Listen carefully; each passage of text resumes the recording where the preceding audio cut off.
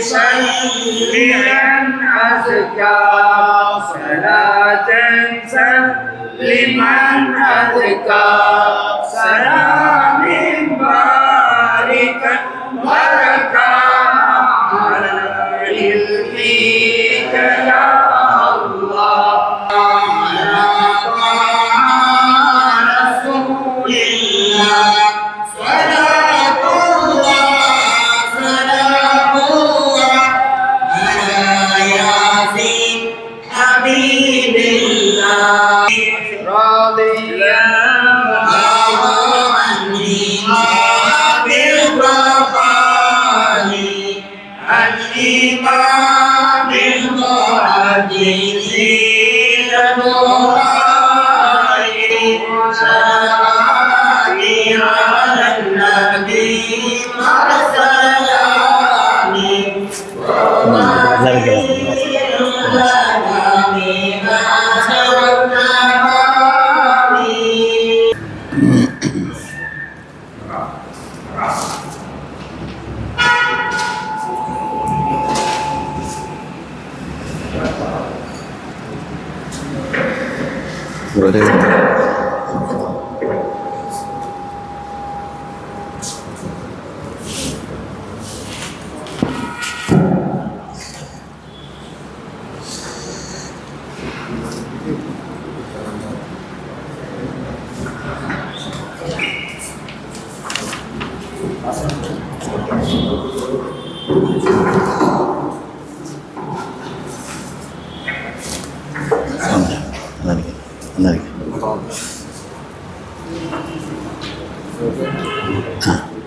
السلام عليكم.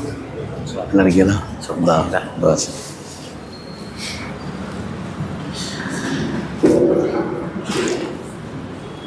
بسم الله الرحمن الرحيم. الحمد لله العظيم القدرة والشان شديد البطش والبرهان حافظ الدين والقرآن ما شاء الله كان ما لم يشاء لم يكن لا حول ولا قوة إلا بالله إن أريد إلا الإصلاح ما استطعت وما توفيقي إلا بالله عليه توكلت وإليه أنيب سبحانك لا علم لنا إلا ما علمتنا إنك أنت العليم الحكيم. قال الله سبحانه وتعالى في القرآن الحميد بسم الله الرحمن الرحيم ولا يأتونك بمثل إلا جئناك بالحق وأحسن تفسيرا.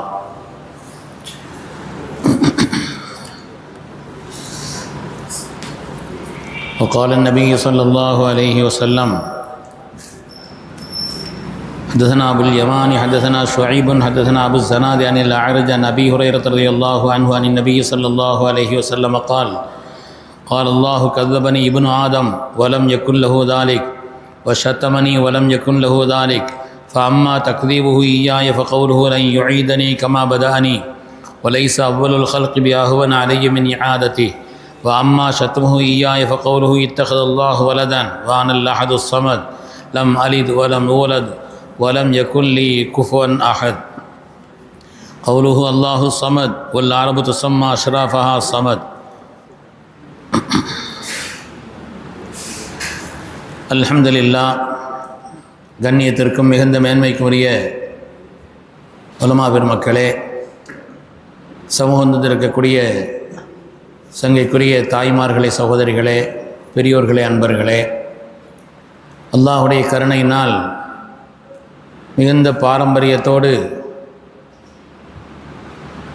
பல்லாண்டுகளாக தொடர்ந்து நடைபெற்று வரக்கூடிய அருள் நிறைந்த நம்முடைய புகாரி ஷரீஃபினுடைய பெருவிழாவிலே கலந்து இங்கே சில வார்த்தைகளை பேசுவதற்கான தௌஃபீக்கை தந்த ரப்புல் ஆலமீனுக்கு நன்றி செலுத்தியவனாக நமது உயிரினும் மேலான கண்மணி ரசூலுல்லாஹி ஸல்லல்லாஹு அலைஹி வஸல்லம் அருள் நிறைந்த பொன்மொழிகளை அவர்களுடைய மேலான ஒளி நிறைந்த அந்த திருவாசகங்களை ஓதி அது தொடர்பான சில விஷயங்களை பரிமாறிக்கொள்ளக்கூடிய அந்த பண்பு தொடர்ந்து நடைபெற்று கொண்டிருக்கிறது. அல்லாஹு தாலா இதை கியாமத்து பரியந்தம் நீடிக்க செய்தருள்வானாக. எந்த விதமான தடங்களும் எந்த விதமான குறைபாடுகளும் இல்லாமல் அல்லாஹ் எல்லா வகையிலும் இதை நிறைவாக ஆக்கி தந்தருள்வானாக. சங்கைக்குரியவர்களே, இன்று ஓதப்பட்ட ஜுசுவிலே குர்ஆனுடைய தஃப்சீர் சம்பந்தப்பட்ட பாடங்கள் வருகிறது. தஃப்சீர் என்பது குர்ஆனுக்கு எவ்வளோ பெரிய முக்கியத்துவமான ஒரு காரியம் என்பதிலே எந்த விதமான சந்தேகம் இல்லை. 1000 ஆண்டுகளுக்கு மேலாக நூற்றுக்கணக்கான மொழிகளில் கிட்டத்தட்ட 1000 ஆண்டுகளுக்கு மேலாக நூற்றுக்கணக்கான மொழிகளில் பல்லாயிரக்கணக்கான தஃசீர்கள் உலகத்தில் வேறு எந்த வேதத்திற்கும் எந்த நூலுக்கும் எந்த மறைக்கும் இந்த அளவிற்கு ஒரு விரிவுரை சொல்லப்படவில்லை என்று சொல்லப்படக்கூடிய அளவிற்கு அவ்வளவு விரிவுரைகள். அல்லாமா அன்வர் ஷா காஷ்மீரி அவர்கள் ஒரு இடத்தில் எழுதுகிறார்கள், குர்ஆனுடைய தஃசீர்கள் மாத்திரம் கிட்டத்தட்ட 2 லட்சத்திற்கு மேல் எழுதப்பட்டிருக்கிறது என்று எழுதுகிறார். குர்ஆனுடைய தஃசீர்கள் மாத்திரம் கிட்டத்தட்ட 2 லட்சத்திற்கு மேற்பட்ட தஃசீர்கள் எழுதப்பட்டிருக்கிறது என்று சொல்வார். எனவே அந்த அளவிற்கு மிக விரிவான ஒரு ஆய்வுக்குரிய ஒரு உன்னதமான ஒரு துறைதான் தஃசீருடைய கலை என்பது. அல்லாஹு தஆலா குர்ஆன் ஷரீஃபை இந்த உலகத்தில் பாதுகாத்தது போல், குர்ஆன் ஷரீஃபை அல்லாஹு தஆலா பாதுகாத்தது போல் அதனுடைய தஃசீர் என்ற விளக்க உரைகளையும் அல்லாஹ் பாதுகாத்துள்ளான் என்பதை அருள்வரை சொல்கிறது. எப்படி குர்ஆன் ஷரீஃப் பாதுகாக்கப்படுவதற்குண்டான உத்தரவாதத்தை அருள்வரையிலே அல்லாஹ் தந்தானோ, அதேபோல் குர்ஆனுடைய விளக்க உரையான தஃசீரும் பாதுகாக்கப்பட்டிருக்கிறது. இது அல்லாஹ்வினாலேயே அதற்குண்டான தெளிவு சொல்லப்பட்டிருக்கிறது. வலா யஅதூனக பிமஸலின் இல்லா ஜினாக பில் ஹக்கி வ அஹ்ஸன தஃசீரா அருள்மறையில் அல்லாஹ் தஆலா சொல்வான். அதுபோல இன் அலைனா ஜம்அஹு வ குர்ஆனா ஃபைதா கரஅனாஹு ஃபத்தபி குர்ஆனா சும்ம இன் அலைனா பயானா. இதற்குண்டான விளக்கத்தை சொல்வதும் நம்முடைய கடமை என்பதை அல்லாஹ் தஆலா சொல்லி காட்டுகிறான். அர் ரஹ்மான் அல்லமல் குர்ஆன் ஹலக்கல் இன்சான் அல்லமஹுல் பயான். அவனே அதற்குண்டான விளக்கத்தை கற்றுத்தந்ததை குர்ஆன் ஷரீஃப் பல்வேறு இடங்களில் சொல்லி காட்டுகிறது. எனவே குர்ஆன் ஷரீஃபின் வழியாக அல்லாஹ் அந்த குர்ஆனை பாதுகாத்ததைப் போலவே சங்கையான குர்ஆனுடைய விளக்க உரை தஃசீரையும் அல்லாஹு தஆலா பாதுகாத்து வைத்திருக்கிறான் என்பதை அருள்மறைமைக்கு சொல்லி காண்பிக்கிறது. ஃபோனை எடுத்து குர்ஆனுடைய தஃசீர் என்பது நம்முடைய சொந்த அபிப்பிராயத்தை கொண்டு சொல்வதல்ல, அதற்கு அடிப்படை இருக்க வேண்டும். அதற்குண்டான விரிவுரைகளை மார்க்கம் நமக்கு சொல்லித் தருகிறது. குர்ஆனுக்கு விளக்க உரை சொல்பவராக இருந்தால் கிட்டத்தட்ட 15 துறைகளில் அவருக்கு ஆழ்ந்த ஞானம் இருக்க வேண்டும். நாம் எல்லாம் அறிந்த விஷயம்தான். ஒரு ஆள் குர்ஆனுக்கு விளக்க உரை எழுதப் போகிறார் என்று சொன்னால் அவருக்கு கிட்டத்தட்ட 15 துறைகள் அது சம்பந்தப்பட்ட அடிப்படையான தெளிவுகள் இருந்தால்தான் குர்ஆனுக்கு விளக்க உரையை செய்ய இயலும். இல்லைன்னு சொன்னால் நம்முடைய கண்ணதாசன் ஒரு தஃசீர் எழுத போனார். கவிஞர் கண்ணதாசன் அவர் ஒரு தஃசீர் எழுதினார், நான் தஃசீர் எழுத போகிறேன்னு. இந்த உம்மத் அதை ஏற்றுக்கொள்ளவில்லை. இந்த உம்மத் அதற்கு கடுமையான ஆட்சேபனையை தெரிவித்தது. அதை இந்த சமூகம் ஏற்றுக்கொள்ளாது என்பதை உணர்த்தி காண்பித்தது. ஏனென்றால் குர்ஆனுக்கு விளக்க உரை செய்பவராக இருந்தால் அதற்குண்டான அடிப்படையாக அந்த விரிவுரையாளருக்குண்டான தகுதியாக மார்க்கம் சொல்லி காண்பிக்கிறது. முதலாவது அவருக்கு லுகத்து தெரிந்திருக்க வேண்டும். அரபி மொழியினுடைய அகராதி சம்பந்தப்பட்ட ஆழ்ந்த ஞானம் அவருக்கு இருக்க வேண்டும். இரண்டாவது நஹ்வு, அரபி சொல்லிலக்கணம் அது சம்பந்தப்பட்ட விஷயங்களில் அவருக்கு ஆழ்ந்த ஞானம் இருக்க வேண்டும். இல்லை என்று சொன்னால் என்ன ஆகும்? அப்படிப்பட்ட அந்த ஞானம் இல்லை என்று சொன்னால் குர்ஆனுக்கு விளக்க உரை செய்வதிலே அவர் சருகி விடுவார் என்பதை குர்ஆனுடைய ஆயாத்துகளின் வழியாக நாம் தெளிவாக உணர முடியும். அதேபோல மூன்றாவதாக சர்ஃப் என்று சொல்லப்படக்கூடிய அரபு சம்பந்தப்பட்ட சொற்புணர் இலக்கணம் என்று சொல்கிறார்களே, அதிலே ஆழ்ந்த ஞானம் அவருக்கு இருக்க வேண்டும். அதை பற்றியும் அவர் தெரிந்திருக்க வேண்டும். இருந்தால்தான் இந்த குர்ஆனுக்கு விளக்க உரை சொல்வதற்குண்டான ஆற்றல் பெற்றவராக இருப்பார். அதேபோல் இஸ்திகாக், ஒரு சொல்லினுடைய மூல சொல் எது, அதனுடைய வேறு சொல் எது, எந்த அடிப்பு சொல்லிலிருந்து இது வந்திருக்கிறது என்று அதனுடைய இஸ்திகாக்கை, அதனுடைய மூல சொல்லை இதுவெல்லாம் நம்முடைய காதுகளில் போட்டு வச்சுக்கறணும். இல்லைன்னா இன்னைக்குள்ள நிலையில் கஹ்ஃப் ஓதுவதை பற்றி ஒரு ஆள்கிட்ட சொல்லிக்கிட்டு இருந்தேன். அவர் ஓதிட்டேன்னு சொன்னார். என்ன ஓதுறீங்கன்னு கேட்டேன். அவர் குர்ஆன் ஓத தெரியாதுங்கிறது எனக்கு தெரியும். அவர் குர்ஆன் ஓத தெரியாது, சரி யாராவது ஓத கேட்டிருப்பார் போல் தெரியுது அப்படின்னு நான் நினச்சேன். என்ன ஓதிட்டீங்களான்னு கேட்டேன். இல்லை குர்ஆனுடைய தர்ஜுமாவை பார்த்துட்டேன்னு சொன்னார். குர்ஆன் ஓதுறதுங்கிறது வேறு, அதனுடைய விளக்கம் என்பது வேறு, அதனுடைய தர்ஜுமா என்பது அசலாகாது. குர்ஆனுக்கு சவாலே குர்ஆனுடைய அரபி வார்த்தைகள் தானே தவிர அதனுடைய தர்ஜுமா அல்ல. எனவே குர்ஆன் என்பது முக்கியமானது. அதற்கு விளக்குரை சொல்வதாக இருந்தால், அல்லாஹ்வுடைய வேதத்திற்கு விளக்குரை சொல்வதாக இருந்தால் அதனுடைய மூல சொல் என்ன, இஸ்திகாக் என்ன என்று தெரிஞ்சிருக்க வேண்டும். மாதிரி பலாகத், மானி, பயான், பதி என்று மூன்றையும் உள்ளடக்கிய இந்த பலாகத், அந்த பலாகத்து சம்பந்தப்பட்ட அந்த விஷயம், அணி இலக்கணம், உரை இலக்கணம், ஒரு வாசகத்தை அழகாக சொல்லக்கூடிய அந்த ஆற்றல் கொண்ட அந்த தன்மை, இதை மூன்றையும் உள்ளடக்கிய அந்த பலாகத் என்ற அந்த துறையிலே ஒருவருக்கு ஆற்றல் இருந்தால்தான், ஈடுபாடு இருந்தால்தான் குர்ஆன் சம்பந்தப்பட்ட விளக்கவரை அவர் சொல்ல முடியும்.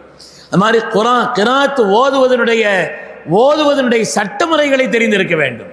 குர்ஆன் ஓதக்கூடிய அந்த சட்ட முறைகள் இல்லை என்று சொன்னால் வேறொரு இடத்துல நிப்பாட்டக்கூடாத இடத்துல நிப்பாட்டி வச்சிருப்பார், சேர்க்கக்கூடாத இடத்தை சேர்த்து வைப்பார், பிரிக்க வேண்டிய இடத்திலே அவர் சேர்த்து ஓதி விட்டுவார் என்றெல்லாம் இருக்கிற காரணத்தினாலே கிராத், அது என்னென்ன வகையான கிராத் வந்திருக்கிறது என்பதை பற்றி அவர் தெரிந்திருக்க வேண்டும். அது மாதிரி அகீதா தெரிந்தவராக இருக்க வேண்டும். குர்ஆனுக்கு விளக்க உரை சொல்லக்கூடியவராக இருக்கிறதா என்று சொன்னால் அது சம்பந்தப்பட்ட இஸ்லாமிய அகீதாக்களை, அதனுடைய கொள்கை விளக்கங்களை தெரிந்தவராக இருக்க வேண்டும். அதேபோல் மார்க்கத்தினுடைய சட்டம் என்று சொல்லப்படக்கூடிய ஃபிக்ஹ் சம்பந்தப்பட்ட துறையிலே ஆழ்ந்த ஞானம் அவருக்கு இருக்க வேண்டும். ஃபிக்ஹினுடைய இதிலிருந்து என்னென்ன சட்டங்கள் எடுக்கப்படுகிறது என்ற அந்த ஃபிக்ஹினுடைய சட்டங்களை அவர் தெரிந்திருக்க வேண்டும். அது மாதிரி அவர் உசூலுல் ஃபிக்ஹ் என்று சொல்லப்படக்கூடிய சட்டங்களுடைய அடிப்படை, எதிலிருந்து இந்த சட்டம் வந்தது, இந்த சட்டம் எதிலிருந்து வந்தது, ஏன் இப்படி எடுக்கப்பட்டது. கியாமத்து நாள் வரை சட்டங்கள் எடுக்கப்பட்டு கொண்டே இருக்கும். ஆனாலும் அதனுடைய மூலம் என்ன, அதனுடைய அடிப்படை என்ன, எதிலிருந்து இது வந்தது என்பதற்குண்டான தன்மை தெரிந்திருக்க வேண்டும். சமீபத்தில் கேரளாவில் நடந்த ஒரு சின்ன சம்பவம். ஒரு பள்ளிவாசலுடைய விரிந்த வளாகம், அந்த வளாகத்தில் ஏராளமான மரங்கள், அடர்த்தியான காலங்களை கடந்த வலிமையான மரங்கள் முளைத்து விட்டது. ஆனால் இந்த மரத்தினுடைய அசல் எதுன்னு சொன்னால் பக்கத்து ஒரு வீட்டுக்காரர், அந்த வீட்டில் முளைத்த அந்த மரம் தான் இங்கே கிளை பரப்பி இங்கே அதனுடைய வேர் விட்டு இங்கே மரங்கள் முளைச்சிருக்கு. பள்ளிவாசல்களை இவ்வளவு மரங்கள் முளைச்சிருச்சே, அதனால் அதை நாம் வெட்டி எடுத்து பள்ளிக்காக பயன்படுத்தி கொள்ளலாம் என்று பள்ளியினுடைய நிர்வாக பெருமக்கள் முயற்சித்த பொழுது அந்த வீட்டுக்காரர் சொன்னார், இந்த பள்ளியிலே வளர்ந்திருக்கக்கூடிய எல்லா மரங்களுமே என் வீட்டிலிருந்து வந்த மரங்களுடைய கிளைகளிலிருந்து வந்தது தானே தவிர அசல் மரம் அங்கே ஒன்றும் உருவாகவே இல்லை. அதனால இது உங்களுக்கு சொந்தமானதல்ல, எனக்கு சொந்தமானதுன்னு அவர் சொல்கிறார். இது உங்களுக்கு சொந்தமானதே இல்லை, இந்த மரங்கள் முழுவதுமே எனக்கு தான் சொந்தம்னு சொல்லிட்டு மார்க்க விஷயங்களில் அதிலையும் பள்ளி சம்பந்தப்பட்ட ஒரு காரியம் ஹலால் பேணுவதிலே, ஹலால் ஹராமை பேணுவதிலே கவனம் இல்லை அந்த பெருமக்கள் இப்படி புதுசாக ஒன்று சொல்கிறாங்களே, இதனுடைய நிலை என்ன என்று தெரிய வேண்டும் என்று அசரத்திரத்தில் கேட்டாங்க. அசரத் இப்படி மாதிரி அவங்க சொல்கிறாங்க, வீட்டுக்காரரு பக்கத்து வீட்டுக்காரர் அங்கேருந்து முளைச்ச மரம் தான் இங்கேருந்து எல்லாம் கிளை பரப்பி இருக்கிறது, அது எனக்கு சொந்தம்னு சொல்கிறார், என்ன செய்யணும்னு கேட்கும் பொழுது அதில் சொன்னாங்க, இது புது மசாலாவாக இருக்குது, எனக்கு உடனடியாக தெரியல, எனக்கு ஓதி தந்த உஸ்தாத் அவர்கள், அவங்க பேர் மீராங்குட்டி முஸ்லியார்னு ஒரு உஸ்தாத் இருக்கிறாங்க, நான் அவங்கள்ட்ட போய் கேட்டுட்டு வர்றேன்னு சொல்லி அவர் அதற்கு பிறகு பயணம் செய்து அந்த மீராங்குட்டி முஸ்லியாரை பார்க்கறதுக்காக வர்றான். வந்தால் மீராங்குட்டி முஸ்லியார் அப்போ தான் எங்கேயும் அவசரமாக உடனே பயணப்பட்டு காரில் ஏறி உட்கார்ந்துட்டா. அப்போ தன்னுடைய மாணவர், தன்னிடத்தில் ஓதிய பிள்ளை வந்திருக்கிறார் என்று தெரிந்த உடனே இந்த மாணவன் என்ன விஷயம் ஆகிட்டு வந்திருக்குதுன்னு சொல்லி அவங்கள்ட்ட கேட்குறாங்க. அப்போ சொல்கிறாங்க, உஸ்தாத் அவர்களே இது மாதிரி எங்கள் மஹல்லாவில் ஒரு சம்பவம், பக்கத்து ஒரு வீட்டில் இருந்து முளைத்த அந்த மரம் அது கிளை விட்டு பரப்பி பள்ளியினுடைய அந்த முற்றமெல்லாம் அது வளர்ந்து விட்டது, அந்த மரத்தை வெட்டி பள்ளிக்கு சேர்க்கலாம் அதுக்காண்டி முயற்சிக்கும் பொழுது வீட்டுக்காரர் சம்மதிக்கல, அது இங்கிருந்து முளைத்த மரம் தான், எனவே அது உங்களுக்கு உடமையே இல்லை என்று அவர் சொல்கிறார் என்று சொன்ன உடனே இது சம்பந்தப்பட்ட விஷயங்கள்ல மார்க்க சட்டம் என்ன என்று மக்கள் என்னிடத்தில் கேட்கிறார்கள், என்னுடைய உஸ்தாத் இடத்தில் கேட்டு வருகிறேன் என்று உங்களிடத்தில் வந்தேன்னு சொன்னாங்களாம். உடனே மீராங்குட்டி முஸ்லியார் அவங்க சொன்னாங்களாம், இது சம்பந்தப்பட்ட அந்த விஷயத்தை, இது சம்பந்தப்பட்ட அந்த விஷயங்களை எல்லாம் சுல்ஹ் என்ற பாடம், சுல்ஹ் என்ற அந்த பாடம், இன்ன கிதாபிலே சுல்ஹ் என்ற பாடத்தில் இது சம்பந்தப்பட்ட எல்லா மசாலாக்களும் சொல்லப்பட்டிருக்கிறது, எனவே நீ அதை பார்த்தால் மகனே உனக்கு தெளிவு வழங்கிடுன்னு சொன்னாங்க. அவர் அந்த கிதாப் எடுத்து பார்க்கறதுக்காக வந்தா, ஆச்சரியத்தினுடைய பெரிய ஆச்சரியம், முதல் பாடமே முதல் வரியே எதை கேட்டாரோ அதற்குண்டான பதிலாக அமைந்திருந்தது. அது நீண்ட பக்கங்களை கொண்ட ஏராளமான மசாலாக்களை கொண்ட ஒரு பகுதியாக பாடமாக இருந்தாலும் கூட முதல் வரியே இதா நபத ரஜுலுன் ஷஜரத்தன் ஃபதால இர்குஹா அதிலிருந்து ஆரம்பிக்குது. ஒரு மரம் நட்டார், அதனுடைய கிளைகள் நீண்டு, மரங்கள் கிளைகள் எல்லாம் நீண்டு பக்கத்தில் ஷஜரத்துன் உக்ரா வேறு மரங்கள் உண்டானது. அந்த இடத்தில் உருவானது இவருக்கு சொந்தமான இடம் இல்லை, அங்கே உருவானது என்று சொன்னால் அதனுடைய சட்டம் என்ன என்று அங்கே சொல்லப்பட்டிருக்கு. சட்டம் என்னன்னா, மொத்த மரமும் முதல் மரத்தை உருவாக்கினாரே அவருக்கு தான் சொந்தம், அவருக்குத்தான் மொத்த மரங்களுடைய உடைமையும் அவருக்குத்தான்.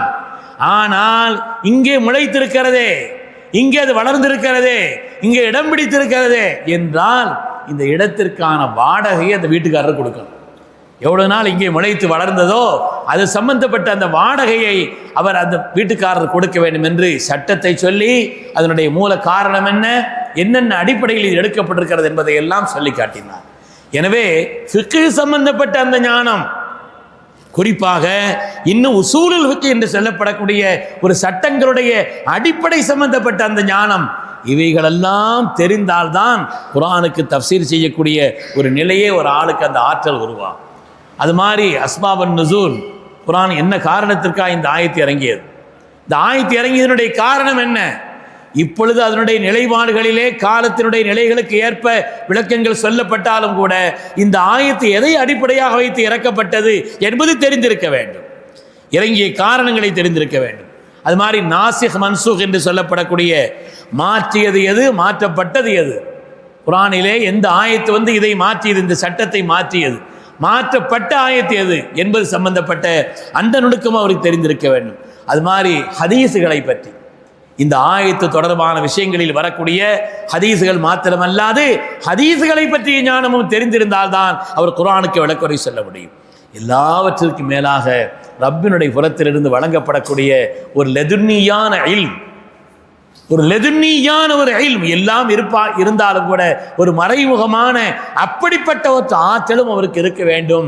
அப்படி இருந்தால்தான் குர்ஆனுக்கு விளக்கவரை சொல்வதற்குண்டான முழு தகுதியை பெற்றவர் இருக்கிறார் என்று பெருமக்கள் சொல்வார். யாருக்கு இந்த 15 வகையான அடிப்படை இல்லையோ, அது மாதிரி முத்தசாபியத்தான ஆயத்துகளில் போல ரொம்ப விளக்கம் சொல்கிறாரோ, யார் தன்னுடைய சொந்த அபிப்பிராயத்தை கொண்டு குர்ஆனுக்கு விளக்கவரை சொல்கிறாரோ அவர் நரகத்தைக்கு சேருவார் என்று ஹதீஸிலே வந்திருக்கிறதே. யார் இந்த 15 அடிப்படைகளுடைய தன்மை இல்லாமல் விளக்கம் சொல்ல ஆரம்பிக்கிறார்களோ, அது மாதிரி யார் முத்தசாபியத்தான அந்த ஆயத்துகளுக்கு போரா தன்னுடைய இஷ்டத்திற்கு ஒரு அர்த்தத்தை வைக்கிறார், அவரெல்லாம் தன்னுடைய அபிப்பிராயத்தை கொண்டு, சொந்த அபிப்பிராயத்தை கொண்டு விளக்கம் சொன்னவருடைய அந்த கூட்டத்தில் அவர் ஆகிவிடுவார், அவருக்கு நரகம் என்று சொல்லப்பட்டிருக்கிறது. அருமையானவர்களே, குர்ஆன் எப்படி பாதுகாக்கப்பட்டதோ அதே போல குர்ஆன் ஷரீஃபினுடைய தஃப்சீர்களும் அதுக்கு செய்யப்படக்கூடிய விரிவுரைகளும் பாதுகாக்கப்பட்டிருக்கிறது என்பதுதான் நமக்கு மார்க்கம் சொல்லி தந்திருக்கக்கூடிய அடிப்படை என்பதில் எந்த விதமான சந்தேகம் இல்லை. இது ஒரு மகத்தான கலை, சாதாரணமானதல்ல. இது ஒரு மகத்தான கலை, உன்னதமான ஆற்றல். ஒவ்வொரு ஆயத்தினுடைய விரிவுரையிலேயும் இமாம் புகாரி ரஹ்மத்துல்லாஹி அவர்கள் அந்த ஆயத்தினுடைய துறை சம்பந்தப்பட்ட விஷயங்களிலே அவர்கள் விளக்கி காட்டுவார். இதற்கு இந்த தஃப்சீர் செய்வது இவர்கள் ஹதீஸை அடிப்படையாக வைத்து, அது மாதிரி இந்த 15 கலைகளிலும் தேர்ச்சி விட்டிருக்கிற காரணத்தினால் அதை அடிப்படையாக வைத்து இந்த விஷயங்களை அவர்கள் சொல்லி காட்டுகிறார். கண்ணியமானவர்களே, குர்ஆன் ஷரீஃபை பொறுத்தவரையிலே நமக்கெல்லாம் தெரிந்த, மக்கள் அடிக்கடி பாடம் ஓதி இருக்கக்கூடிய பாடம் தான். அந்த விஷயம் சாதாரணமானதல்ல, நமக்கெல்லாம் தெரிந்த ஒரு காரியம்தான். அதாவது நோன்பு வைக்கக்கூடிய நேரத்தில் கருப்பு கயிறு வெள்ளை கயிறு ரெண்டுக்கு மத்தியில் வித்தியாசம் தெரியும் வரை சாப்பிடலாம். குலு வஷரபு என்று ஓதப்பட்ட அந்த ஜுசுவிலே கூட வந்திருக்கிறது. குலு வஷரபு, சாப்பிடுங்கள், நீங்கள் எதையும் அருந்துங்கள், ஹத்தா யதபையன லக்குமல் ஹைத்துல் அபியது மினல் ஹைத்தில் அஸ்வத், கருப்பு கயிறும் வெள்ளை கயிறும் ரெண்டுக்கு மத்தியிலே வித்தியாசம் தெரிகின்ற வரை, வித்தியாசம் தெரிகின்ற அளவுக்கு ஆகக்கூடிய வரை நீங்கள் சாப்பிடலாம். இது செல்லுடைய இது எடுக்காதோ, செல்லுடைய இது இங்கே எடுக்காதோ, செல்லு கொண்டாங்க எடுக்க முடியல, 8 வருமா. அதனாலே அப்படி விழ 2 கயிறுக்கு மத்தியிலே தெளிவு தெரிகின்ற வரை நீ சாப்பிடலாம் என்று இந்த ஆயத்து வந்த உடனே சில பேர் விளங்கிக்கிட்டாங்க. தன்னுடைய தலையணை கீழே ஒரு கருப்பு கயிறையும் ஒரு வெள்ளை கயிறையும் வச்சுக்கிட்டாங்க. அதை எடுத்து பார்க்குறாரு, வெளிச்சத்தில் 2 வித்தியாசம் தெரியுதான், தெரிகிற வரை சாப்பிட்டே இருக்கிறார். ஒரு வெளிச்சம் இல்லாத நிலையிலே, இருட்டான் நிலையிலே கருப்பு கயிறு வெள்ளை கயிறும் வெளிச்சம் தெளிவாக தெரிவது என்பது எப்பொழுது? அது நல்ல தெளிவு வந்த பிறகுதான் தெரியும். வெளிச்சம் தெளிவாக வந்த பிறகுதானே அது சம்பந்தப்பட்ட விஷயங்களை தெரிய முடியும். அதனால் அதுவரை தெரியவில்லை. அதற்கு பிறகுதான் கண்மணி முஹம்மது ரசூலுல்லாஹி ஸல்லல்லாஹு அலைஹி வஸல்லம் வந்து விளக்கம் கேட்கும் பொழுதுதான் அல்லாஹ்வுடைய ரசூல் சொன்னார்கள், அதற்குண்டானது அப்படி அர்த்தமல்ல, மினல் ஃபஜ்ர் என்று அல்லாஹ் சொல்கிறான். குர்ஆன் ஷரீஃபிலே அல்லாஹு தஆலா மினல் ஃபஜ்ர் என்ற ஒரு வார்த்தையை சேர்த்து சொல்கிறான். அதிகாலை நேரத்தில் அது இந்த ஃபஜ்ர சாதிக்கினுடைய ஒரு நிலை அதிலே சொல்லப்பட்டிருக்கிறது என்பதை அதற்கு பிறகு உணர்த்தி காண்பித்தார்.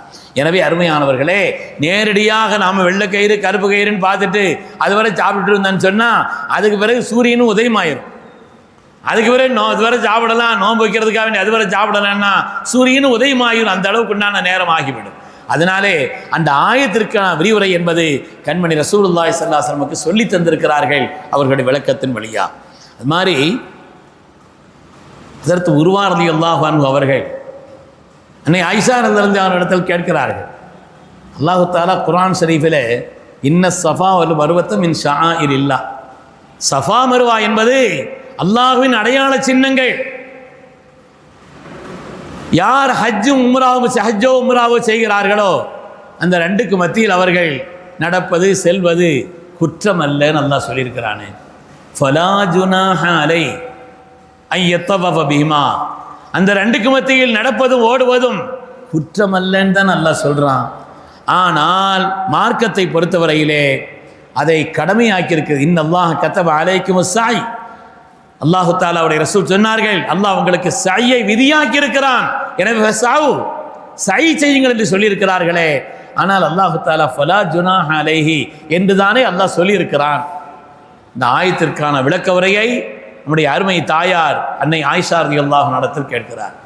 ஆயிஷா ரலியல்லாஹு தஆலா அவர்கள் சொல்கிறார்கள், அதாவது அது இறக்கப்பட்டதனுடைய அந்த காரணத்தை அவர்கள் சொல்கிறார். காரணத்தை விளக்கி சொல்கிறார். என்னவென்று சொன்னால், அதாவது இந்த சஃபா மருவா இந்த இரண்டு இடங்களிலேயும் ஆரம்ப காலகட்டத்திலே சிலைகள் இருந்தது.